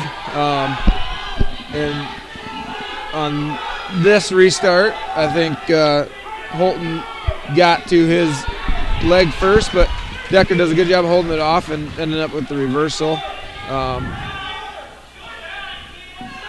12 seconds left. I'd like to see Decker work for a near fall here, but he's going to ride it out, take that 2-2 score going into the third period. Looks like he's going to ride that momentum on the bottom there too and just take down. That's the common place to be. It's the easiest place to score points from. So Decker in the bottom position, Holton on top. 2-2 score in this 126-pound match, starting period number 3. Holton getting a little high up on Decker. See if Decker can make a move and turn possibly for the reversal. Holton's going back to that leg ride like he did in that last period that Decker ended up with the reversal out of. See if Decker can kind of work that same magic again this period. And he needs to just keep himself in good position. It's real easy for when somebody's riding legs like that. It's really easy to give up position just a little bit and give up that easy back points. But Decker's doing a good job here, keeping his base. He's working the legs out. He's constantly working a leg out, making Holton readjust. But Holton's not really getting anywhere here. See what happens here. Decker, like I said, just needs to keep fighting that pinning combination off.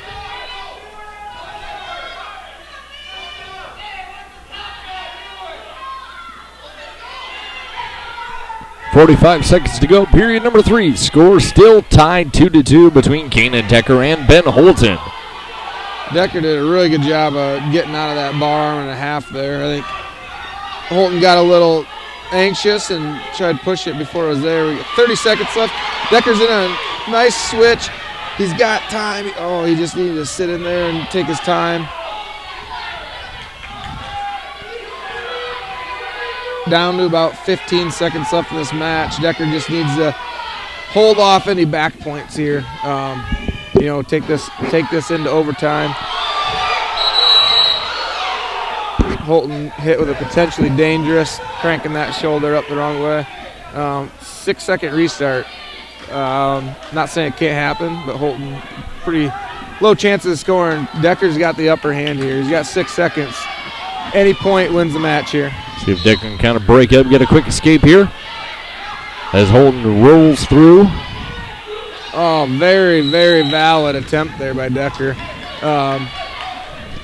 Hit the roll, almost came through at the reversal, but here we go to overtime. Here we go. Sudden victory. Fourth period. Wrestlers on their feet. 2-2 our score. Caden Decker of Wapsie Valley and Ben Holton of Hudson. Little action there, and Decker kind of fell into that takedown. Did a very good job of working his way back out. Let's see if he can separate here and just kind of start fresh. But he's getting after that leg. Decker on the attack. Gets the leg. He's got the upper hand here. He's got Holton on his hip. If he can just scooch his head out, there he goes. And a 2 takedown for Caden Decker. It was so right there for those of you watching. That was a mistake by the refs. In overtime, takedown wins, but if you take them down, Blake, to their back and have the option for a pin with no rest between there, the referee is supposed to let that action play out because Decker very well could have gotten a pin out of that position, giving Wapsie a 6-point match, but instead it's a 3-point match. The secondary ref knows it, and he went over and talked to the Wapsie coaches, letting them know that there's nothing to do about it now, but it was a little bit of a jump on the whistle. The way it works out, Wapsie Valley able to get a win there. Caden Decker, the sudden victory decision over Ben Holton of Hudson. Wapsie Valley now to a 21-17 dual meet lead. We are up to 132 pounds on the mat for the Warriors. Gavin Lystico taking on Carter Boating of Hudson. Lystico's not changing when he came out here in the first duel. It's senior night. He's going to come out here and try to end this. Well, I should say end, kick off this home duel with 2 pins. Senior night. They do have another duel coming up Tuesday night at home. I think that's where they'll be taking on East Buchanan, North Fayette Valley, and Bellevue. Another evening of activities as they're going to be representing the youth wrestling club or recognizing the youth wrestling club that night as well. We have the Warriors for not having a home duel the entire month of December. 2 quick dual home nights in less than a week span. Their duels tonight, obviously, against Dnhgr and Hudson. And like Johnny said, back at it on Tuesday night here, taking on North Fayette Valley, East Buchanan, and Bellevue. And happily recognizing our youth wrestling program.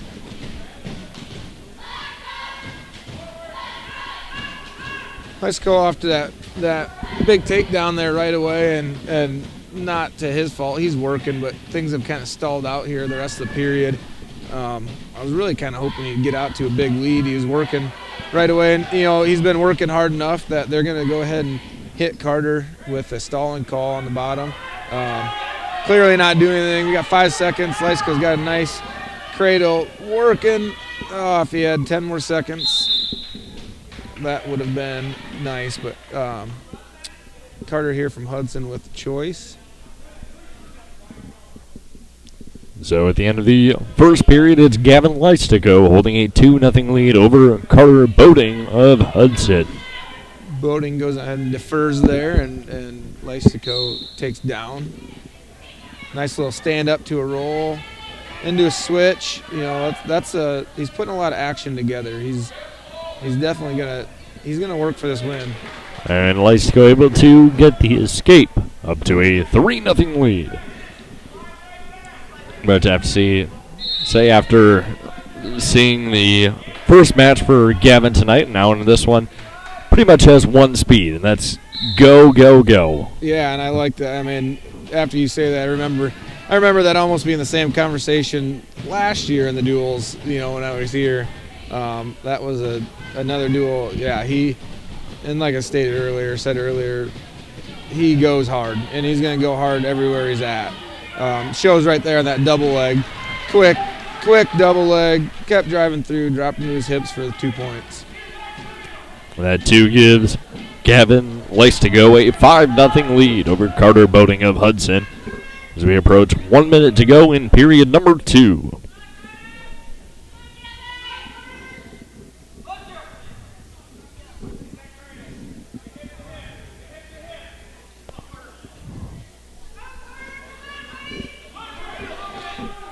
Working on a nice butcher there. Keep that tight. Readjust here. Kind of fell apart. Kind of started off a little wrong there technique-wise, but it was nice to see him just get right back to the controlling position.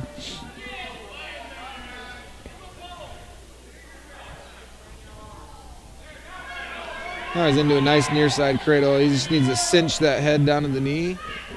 Keep that head in the side. Just keep driving in this position right here. He's got 15 seconds. He's got that right leg. Oh, had 1 count. Just right here, he just kind of needs to not go for the fall, but just try to get those back points. Pad that score a little bit. But we're going to end the second period with 5-2 advantage for Gavin Lystico. Headed to period number 3.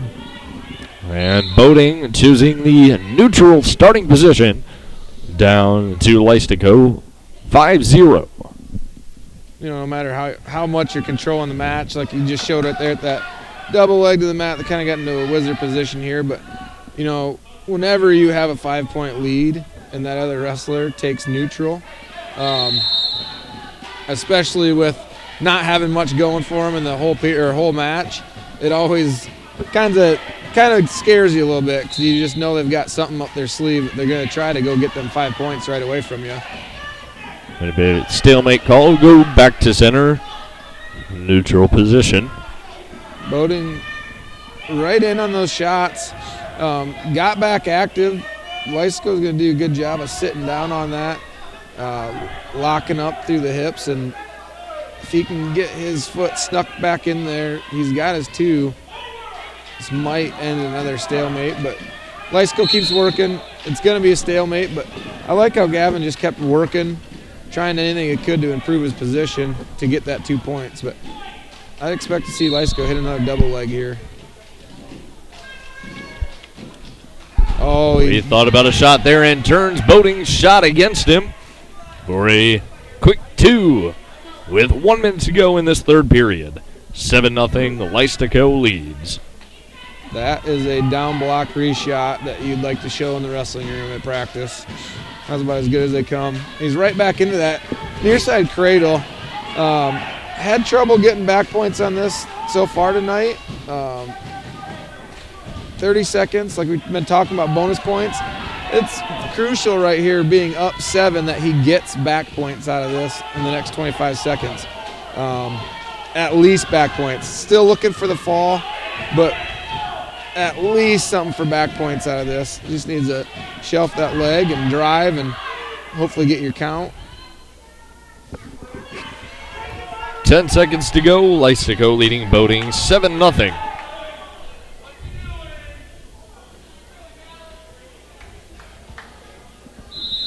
And that's going to do it. Gavin Lystico picking up a 7-0 decision over Carter Boating of Hudson. Moving Wapsie Valley's score to 24-17 over Hudson. For your Warriors, Dnhgr. Out now, 138 pounds, Braden McCullough of Hudson taking on another Warrior freshman in Dallas Tissue. I think, if I'm not wrong, Dallas looks like he only had one win coming in tonight, one or two. I think Wapsie here at break just kind of did a little bit of a realignment of guys down in the lower weights. I think Dawson Schmidt come down to 20, finding a home there, which freed up some space for Tissue to get stuck in the lineup here. I think a lot of them guys looks like they followed Dawson down a weight, but I'm sure Dallas is glad to see that weight open up and be able to come in there and compete and win the starting spot. Dallas wasted no time there, right at the whistle. Jumped for that quick takedown. You know, Dallas is another one, you know, I'll say it again. This freshman class was a very active wrestling class. They, like I said, were their freshmen by all means. They haven't seen the varsity wrestling yet, but they definitely come into here with a lot of experience. Have a stoppage on the mat for blood time. Big Tissue all banged up, bloody nose. Yeah, we're most of the way through a triangular tonight, and we've only had 2 blood stoppages. That's not too bad. Yeah, it's not too bad. Like I said, some of the nights you get into a lot more than that in one match, but they've both been pretty quick and easy nosebleeds. Gonna give a shout out to our athletic trainer, Aaron Johnson from Rock Valley Physical Therapy, and got a couple helpers out there tonight, and Warriors seniors Haley Eitzenheffer and Ellie Neal. A little more of that basketball side coming over to wrestling. Both girls on the Warrior girls basketball team.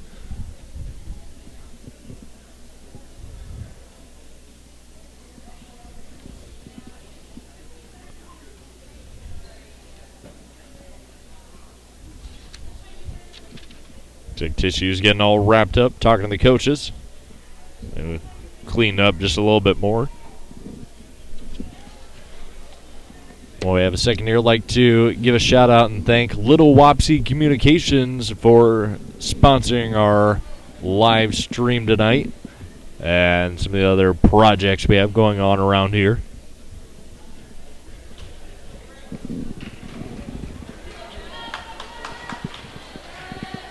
Looks like we're back ready to go. Dallas Tissue up 2-0 over Hudson's Braden McCullough. 1:20 to go in this first period, 138-pound match.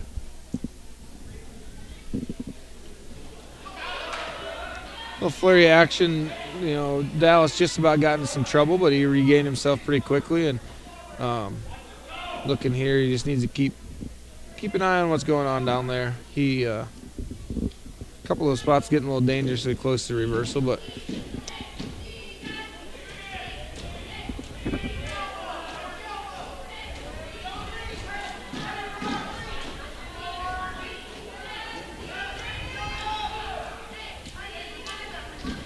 big thing right now is he needs to slow down Braden's momentum. He's getting his weight swung around there quite a bit on the bottom. Dallas has got a nice bar arm hooked up. He's got plenty of time. He just needs to take his time here. Keep working, driving, catching that wrist as he goes, just like he did.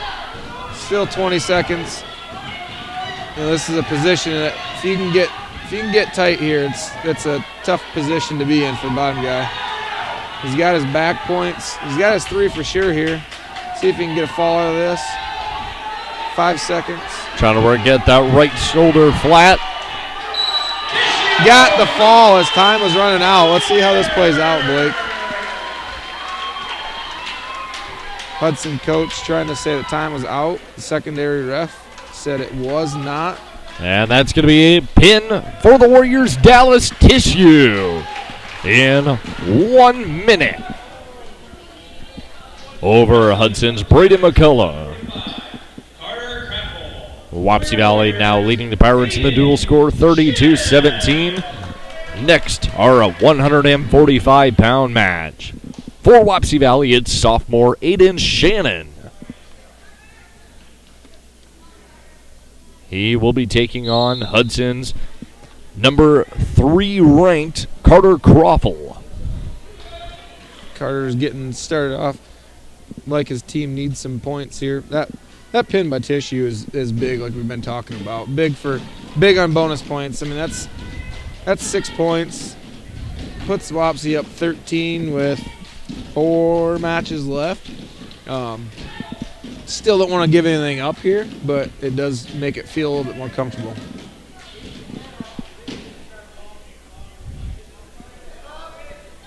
I think Aiden's making a nice transition here to Wapsie, new this year. Shannon Name's a long-time storied athletic name here at Wapsie. Kind of made a move back, so it's good to see him fitting into this lineup.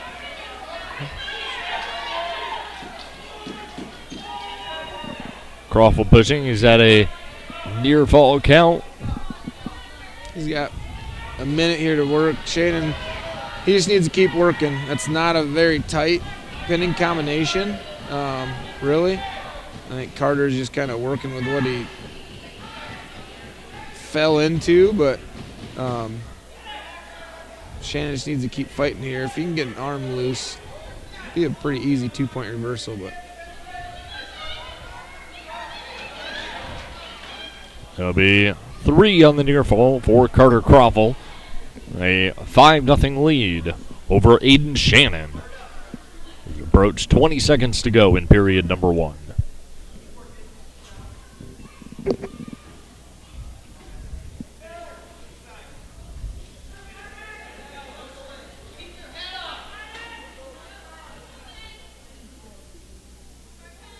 Carter just came out here wrestling tough that first period. I mean, nothing that you wouldn't expect from a highly ranked wrestler, but if you're Shannon right now, can't feel bad about how that first period went. I know you're down 5-0, but knowing the skill level that he's wrestling against, it's definitely not something to feel bad about in that first period. He just needs to keep after it. Something might open up.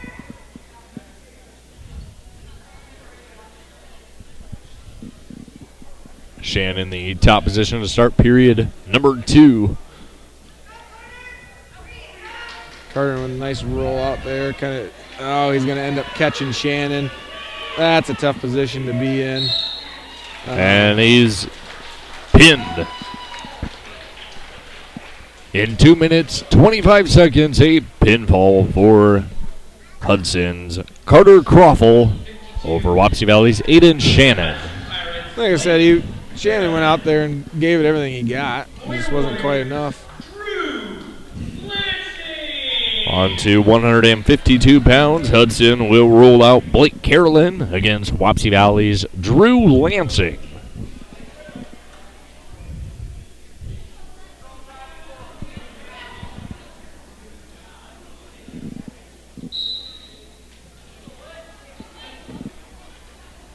Got another junior freshman matchup. It seemed to be the common theme tonight. I think Wapsie's freshmen have been coming out here and doing an excellent job. That's one thing. We talked about at the beginning of the duel, seeing how these young guys can come out after a long Christmas break and get right back into the competition atmosphere.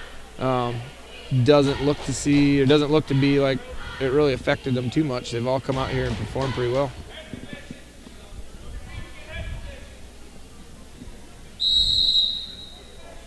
It's always kind of interesting. First night out after the break, you've had that time off. Obviously, the guys have still been in the wrestling room, with practices over the break. But, you have a bit of a delay there last time, so you've faced somebody other than a teammate. And, got to see the guys that are hungry and eager to go and wrestle somebody in another singlet. And, the guys that have, maybe lost half a step. Yeah.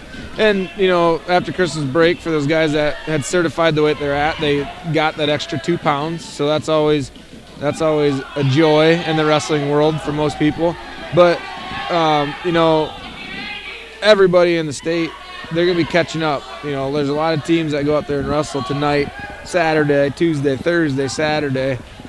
This is unfortunately, it comes right after Christmas break, but this is usually a start to a pretty hard grind. You get a lot of matches in here in the next 2 and 3 weeks. Lansing got a takedown there. Takedown and gave up the escape. Back into another outside single. See if he can finish this. He's got 15 seconds to finish this off for a 2-point takedown.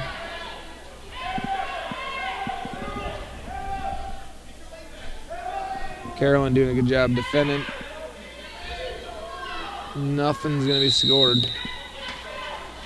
No position gain there as the first period ends. It's Blake Carolyn of Hudson leading Drew Lansing of Wapsie Valley 2-1. Lansing will hold top position here to start period number 2.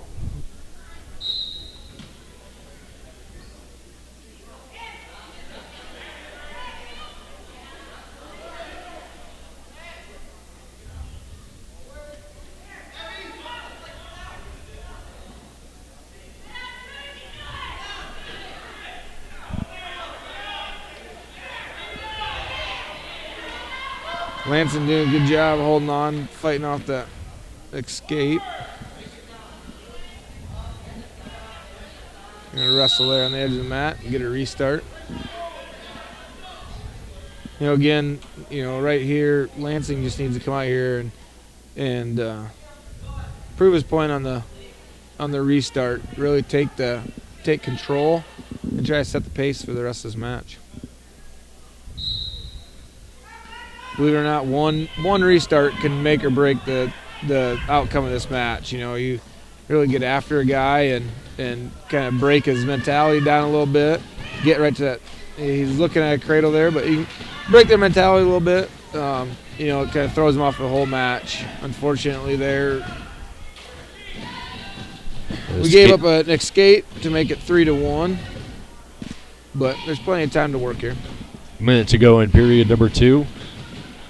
Quick takedown and we're tied back up.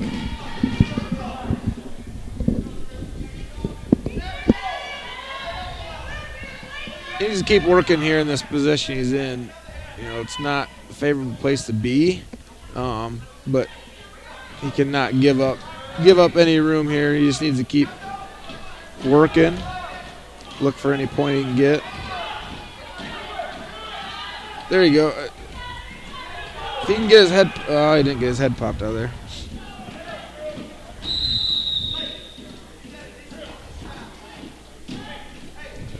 Little stalemate called there. We'll go back to the middle of the mat. Stand him up and go again.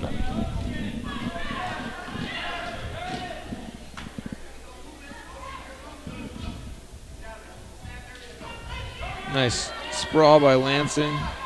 10 seconds. Can't give up that takedown with 10 seconds left. And we'll see what the third period brings us.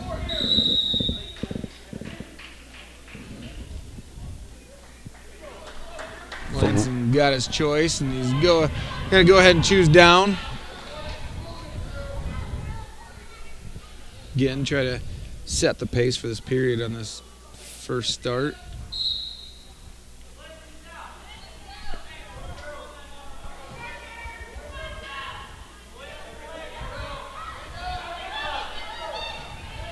Nice little roll through there and back to his feet for one.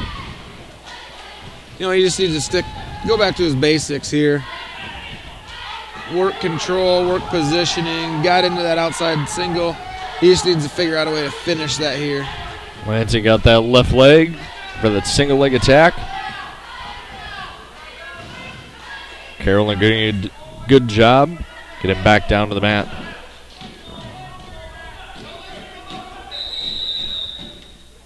Back to a stalemate. Sometimes these matches where you get into a few stalemate calls, it just kind of seems like that ref will call the stalemates just a little bit faster when they've been coming quite often in the match. So big thing to do is try to stay out of those stalemate positions because they might be stopping it just a little bit shorter than what they typically would, just because you've been in so many of them. Back to that single leg. If he can just figure out a way to finish one of those here. He just needs to sit up, clear legs. There we go, another stalemate. Back to center we'll go. 3-2. Blake Carolyn leads Drew Lansing in this 152-pound match. 48 seconds to go in period number 3. Carolyn goes for his own outside single, gets it pretty deep on Lansing. He's doing a good job of fending it off right now. And he gives up the 2 to make it 5-2 Carolyn. You know, that was a position you could just hope that could have got into that quick stalemate call, but didn't happen. So 20 seconds left here. See what Lansing has left in him.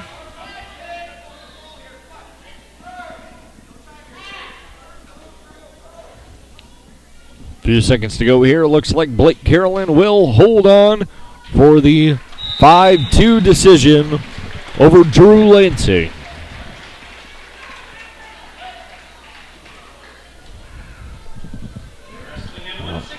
With just 2 matches to go in this one, our dual score, the Warriors 30, the Pirates 26. Coming out of the mat now for Wapsie Valley, it's going to be freshman Jonah Frost. His opponent will be Hudson's Trevor Coley. You know, Frost can go out there and win this match with 1 match left in the duel. If he can pull out any sort of a win, it would seal the duel itself. 3-point victory, put 33-26. But, you know, going into this match, that's not what he's thinking. He's got to be thinking, go out there and do whatever you can to win. Looking for a fall. And, you know, the exact opposite for the Hudson Pirates wrestler in Trevor. He's going out there knowing that if he can pull out a victory here, it keeps his team right there in the match. It's Coling with a takedown of Frost up to a 2-0 lead 1 minute into this first period. You know, Frost, a freshman wrestling at 160 pounds. He's had his fair share of tough matches so far this year, but I'm talking with Coach Adams a little bit so far. Very technical wrestler. He's been doing a pretty good job of, you know, not getting in too many bad positions, you know, letting his opponents make the mistakes and capitalizing on that. Yeah, and that's big, and, you know, it's sometimes not easy to do either. Sometimes just slowing the pace down on them guys that are technically a little bit better than you. Slowing the pace down and kind of stopping what they're doing throws them off and gives that opportunity for more things to open up. You know, like I said, his first match ended in he was pinned, but you could definitely see the frustration of the Dike-New Hartford wrestler out there because Frost is doing a very good job defensively, holding off anything that they were throwing at him. In the first period, Trevor Coling of Hudson leading Wapsie Valley's Jonah Frost 2-0.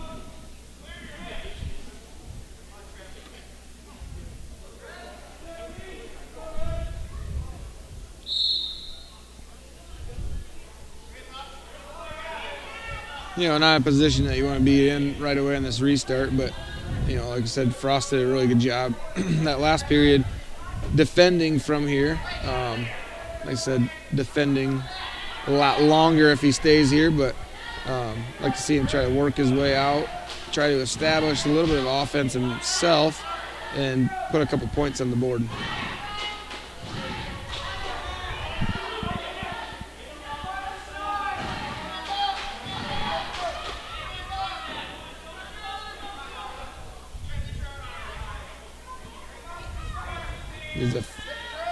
Did a good job of fighting that cradle off, controlling that hand. It's kind of in his control here now. If he could keep that hand. Frost trying to work his way up. Ends up breaking out of it, getting that 1-point escape.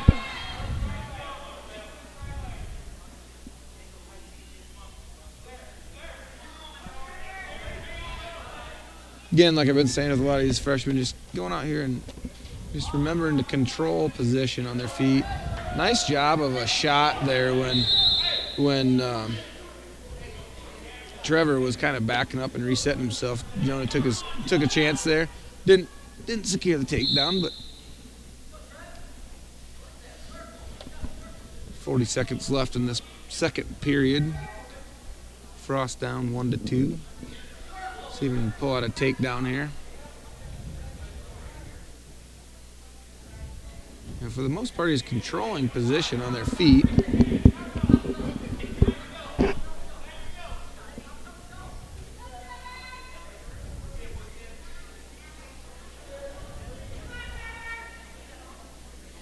Frost trying to work the hands. Just trying to get a little move around as Frost goes in there on the attack.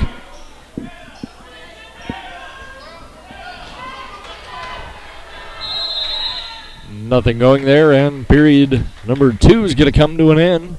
Trevor Coling leading Jonah Frost 2-1.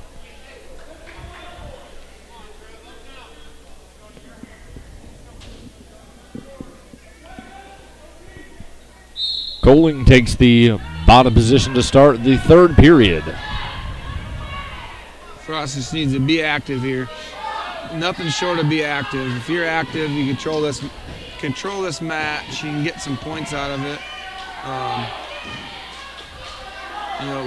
Coling's looking for an escape here. Frost, he gave up that stall call. Not something you want to do, but got the mat return. He's going right to work on pinning combination, which is good to see. No rest there. He's into a nice half. He can get outside, just run this. Just keep running. He needs to get out to the side and go on that. Kind of sat back on his hips. So they're more of a riding position back behind. Now as he finally gets around to the side, try to make a turn on Coling. He's working that. Was working that cradle.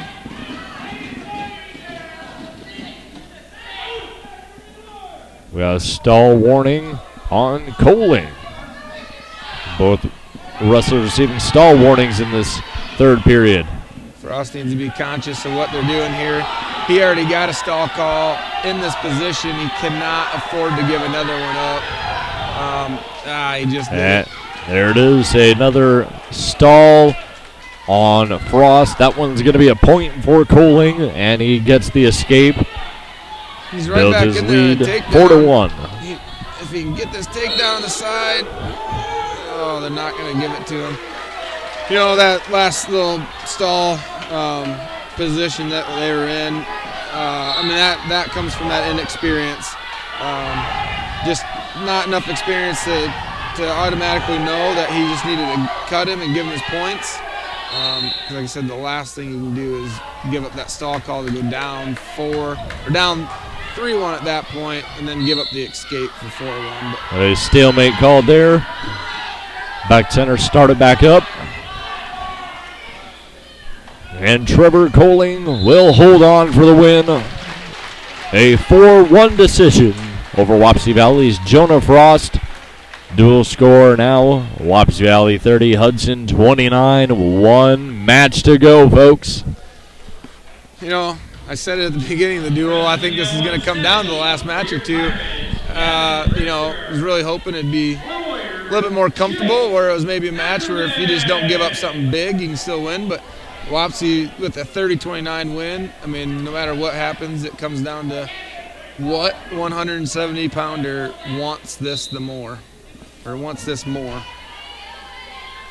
Out there on the mat, we will have for Hudson, Gavin Richter, the junior. For Wapsie Valley, it's freshman Chase Ackerman.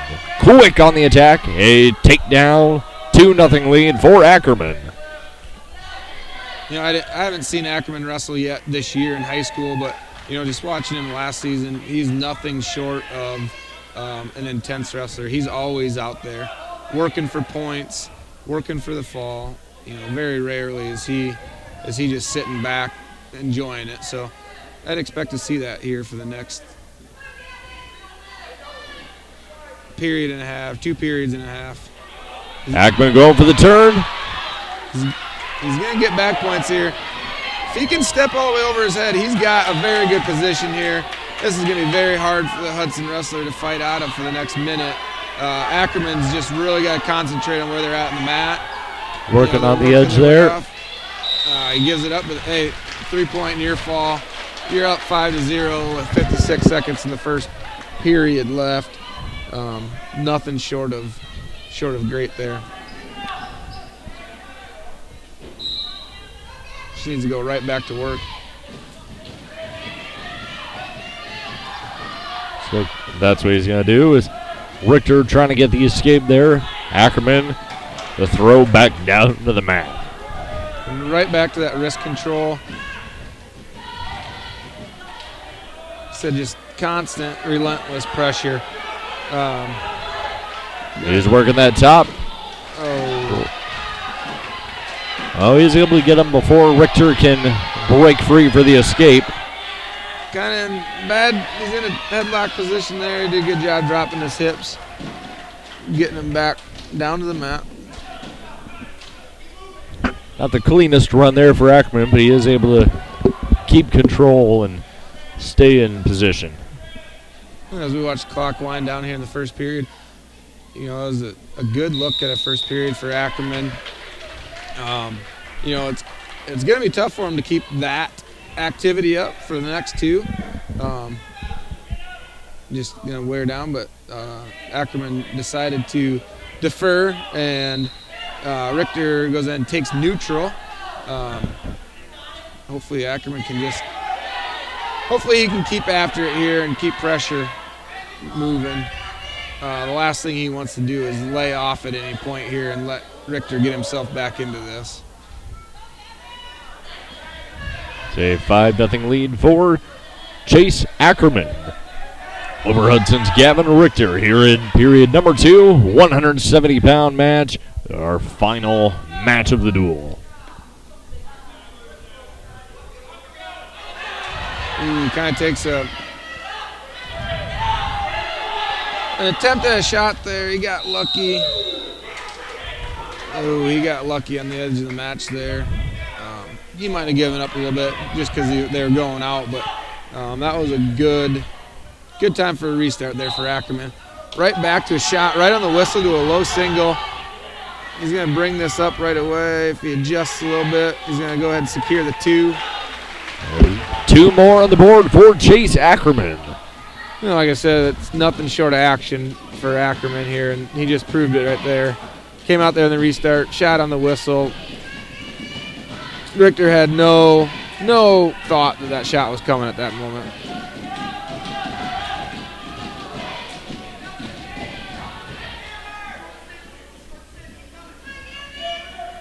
He goes right back to work here on top. Just good solid pressure.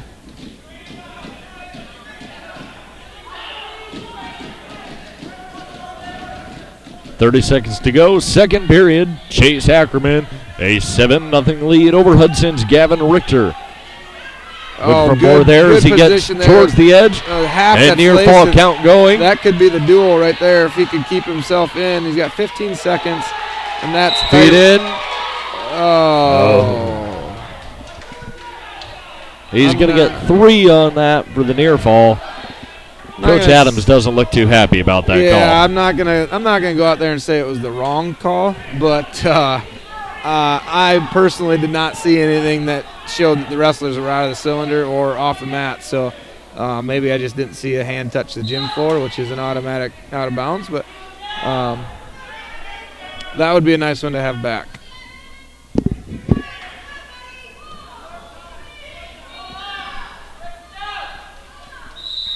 That's going to end period number 2. A 10-0 lead for the Warriors. Chase Ackerman over Hudson's Gavin Richter. Chase right here in this third period just has to, like we said, a win secures the duel. He doesn't need to go out of control, get out of position, just for a fall. I mean, a fall would be great, but he also can't get complacent with that 11-0 lead he's got now. That's when real trouble happens. It doesn't look like he is. He got that escape. got right back to a takedown, secured the 2 points for a 13-0 lead. You know, if I'm Chase right now, he's turned him a couple times. You know, I'd just be looking for that turn, get you 2 points. You know, at this point, any more score, you know, getting a turn near fall count here would end it in a tech fall win for Ackerman, but some's telling me he doesn't want to settle for a tech fall. No, and he's been in very good pinning combinations already. You know, that half Nelson he had when they got called off the mat, then that was getting tighter by a second, and he had a pretty tight combination down here in front of us. But, you know, the tighter the better, and as we talk like that, he gets a nice half in there. Kind of falls out. Gets the turn. But the Hudson wrestler has to know that the match is over at this point, so he's just going to fight to save himself. But Ackerman pulls out the big-time pin. You know, nothing better as a freshman than being able to go out there and show your team, show your coaches, show your fan base that you can kind of go out there and put that duel on your shoulders and control it. And that's going to do it. Chase Ackerman with the pin of Gavin Richter. And Wapsie Valley's going to win this duel 36-29 over Hudson and secure 2 dual victories tonight for the Warriors.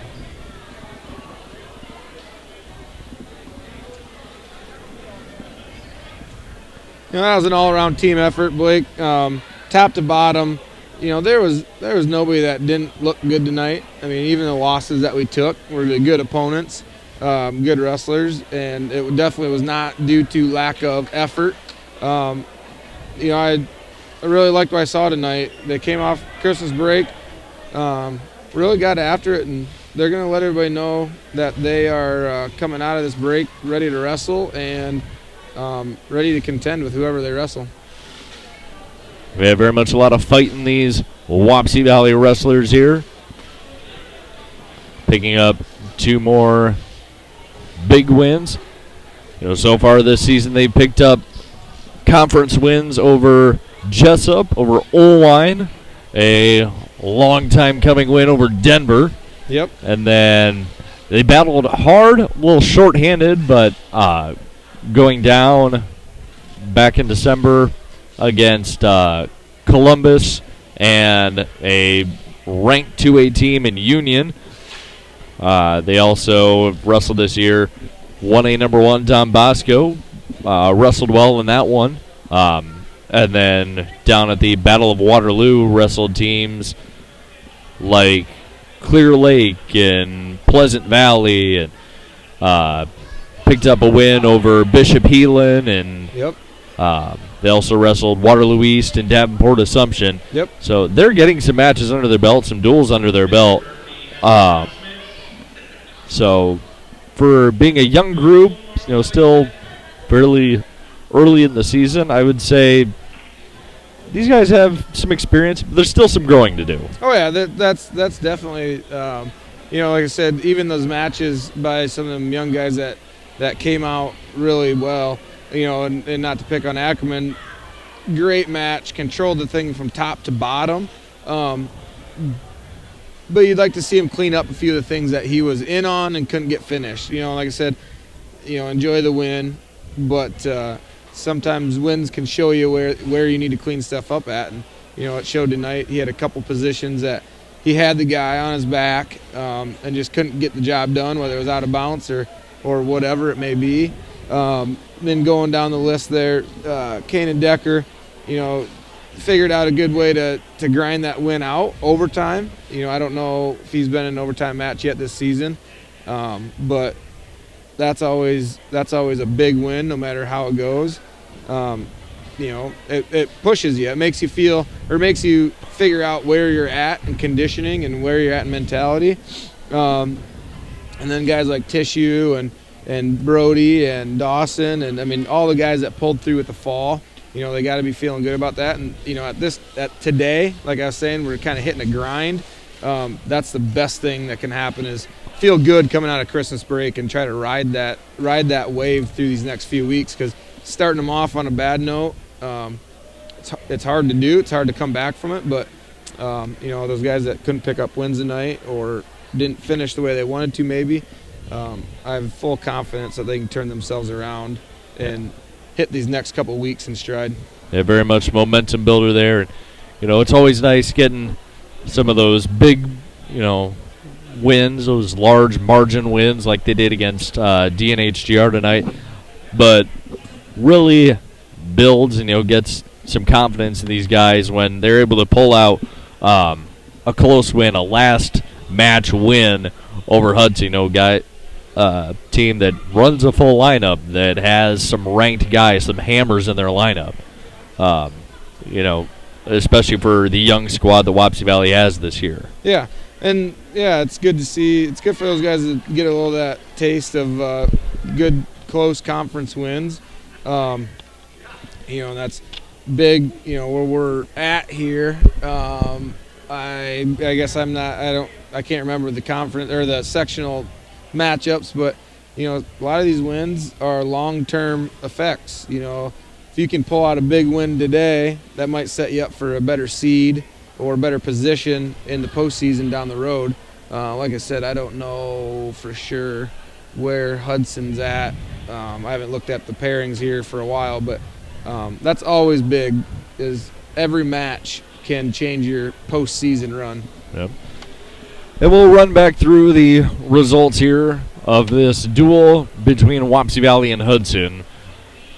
We started off at 182 pounds. Hudson's Tate Entrican received a forfeit win. 195 pounds, it was Dnhgr with an 8-2 decision over Jack Christensen.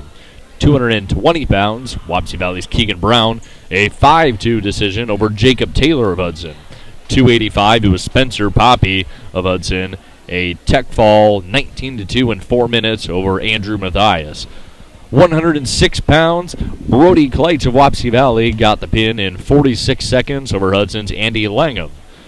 113, Brody King of Hudson, a forfeit win. 120, fourth-ranked Dawson Schmidt, a pin in 144 over Jamison Booskal of Hudson. 126, Kanan Decker, the sudden victory 4-2 win over Ben Holton. 132, Gavin Lystico, 7-0 decision over Carter Boating. 138, Dallas Tissue, 2-minute pin of Braden McCullough. 145, third-ranked Carter Crawford, pinning Aiden Shannon in 225. 152, Blake Carolyn of Hudson beat Drew Lansing in a 5-2 decision. 160, Trevor Coling of Hudson, a 4-1 decision over Jonah Frost of Wapsie Valley. 170, wrapping it up, Chase Ackerman picking up the dual winning pin in 5-0 over Hudson's Gavin Richter. In our JV matches, it was Brock Kleitz with a pin of Hudson's Jackson Kelsch in 52 seconds. 132 pounds, Braden Dana, a pin of Slade Schneider of Hudson in 5:38. And 170 pounds, Derek Hilsenbeck, a pin in 152 over Zach Mills of Hudson, all wrapping up in a Wapsie Valley dual victory, 36-29 over Hudson. The Warriors picking up 2 wins on the night over Dnhgr and Hudson. All right, Johnny, who did you see tonight that really performed, that stood out for you in the 2 duels? Like I said, I think that has to go for me to Ackerman. I just saw Coach crawl down there. I don't know what award they have that they're handing out. Some big log chain they hang around their neck. But, he came out there, won his first duel with a fall. And like I said, come out there and that second duel. And his team got him to that position. I'm not saying he put the team on his back. The team got him to that position, but he didn't falter in that last duel. That's pressure. He handled that well, but he was the one that had 2 matches, went out there, dominated both matches. A lot of guys showed a lot of fight, but like I said, he just had those 2 where he was able to do that. Yeah, very much a great night for the Warrior freshman Chase Ackerman, making a difference in his 2 pins tonight. I'm looking forward to the close tournament here Saturday at Chipola. Actually, Thursday night. I don't remember where they go to Thursday night. Take a quick look at the Warriors schedule. Looks like Wapsie Valley will be nothing Thursday. Nothing Thursday night. Rare Thursday night off for Wapsie Valley. Tonight's Thursday. Tonight's I'm Thursday. Off. I don't know what's going on. We're a little screwed up here. It's been so they go Saturday, Chipola, and then they go next Tuesday. That's when I'm going to be back here. East Buchanan, North Fayette Valley, and Bellevue, and then they turn around Thursday, and we're close at Sumner, Fred, and North Tama. Like I said, then from there we go. Looks like MFL tournament.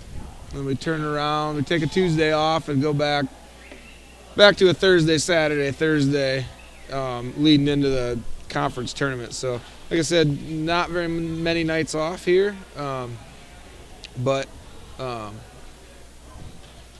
The break started off well. Yeah, it should be good run here. Wapsie Valley getting some momentum with 2 big conference wins tonight over Dike-New, Hartford, Gladbrook-Reinbeck, and Hudson. I want to thank everyone for tuning in to tonight's stream of our wrestling triangular. Everyone that stuck with us, even maybe some technical difficulties we had getting started at the beginning. Thanks, Johnny, for joining me on the broadcast tonight. Really appreciate it. Yeah, no problem. Like I said, I'll be back here Tuesday, and whether I like it or not, I feel like they roped me into a full-time gig on these duels. So I'm going to start practicing up and plan on being here for most of the home duels. Well, thanks again, Johnny, and we'll see you on Tuesday, and all of our Warrior fans out there. Keep your eyes out. The Wapsie Valley Wrestlers going to Chipola on Saturday for the Chipola tournament. And back here, tune in or come and watch in person. It's always a fun environment. Tuesday night as Wapsie Valley host East Buchanan, Bellevue, and North Fayette Valley. That's going to do it for us tonight. Thank you all for tuning in and watching. Have a great rest of your night, everybody, and go Warriors!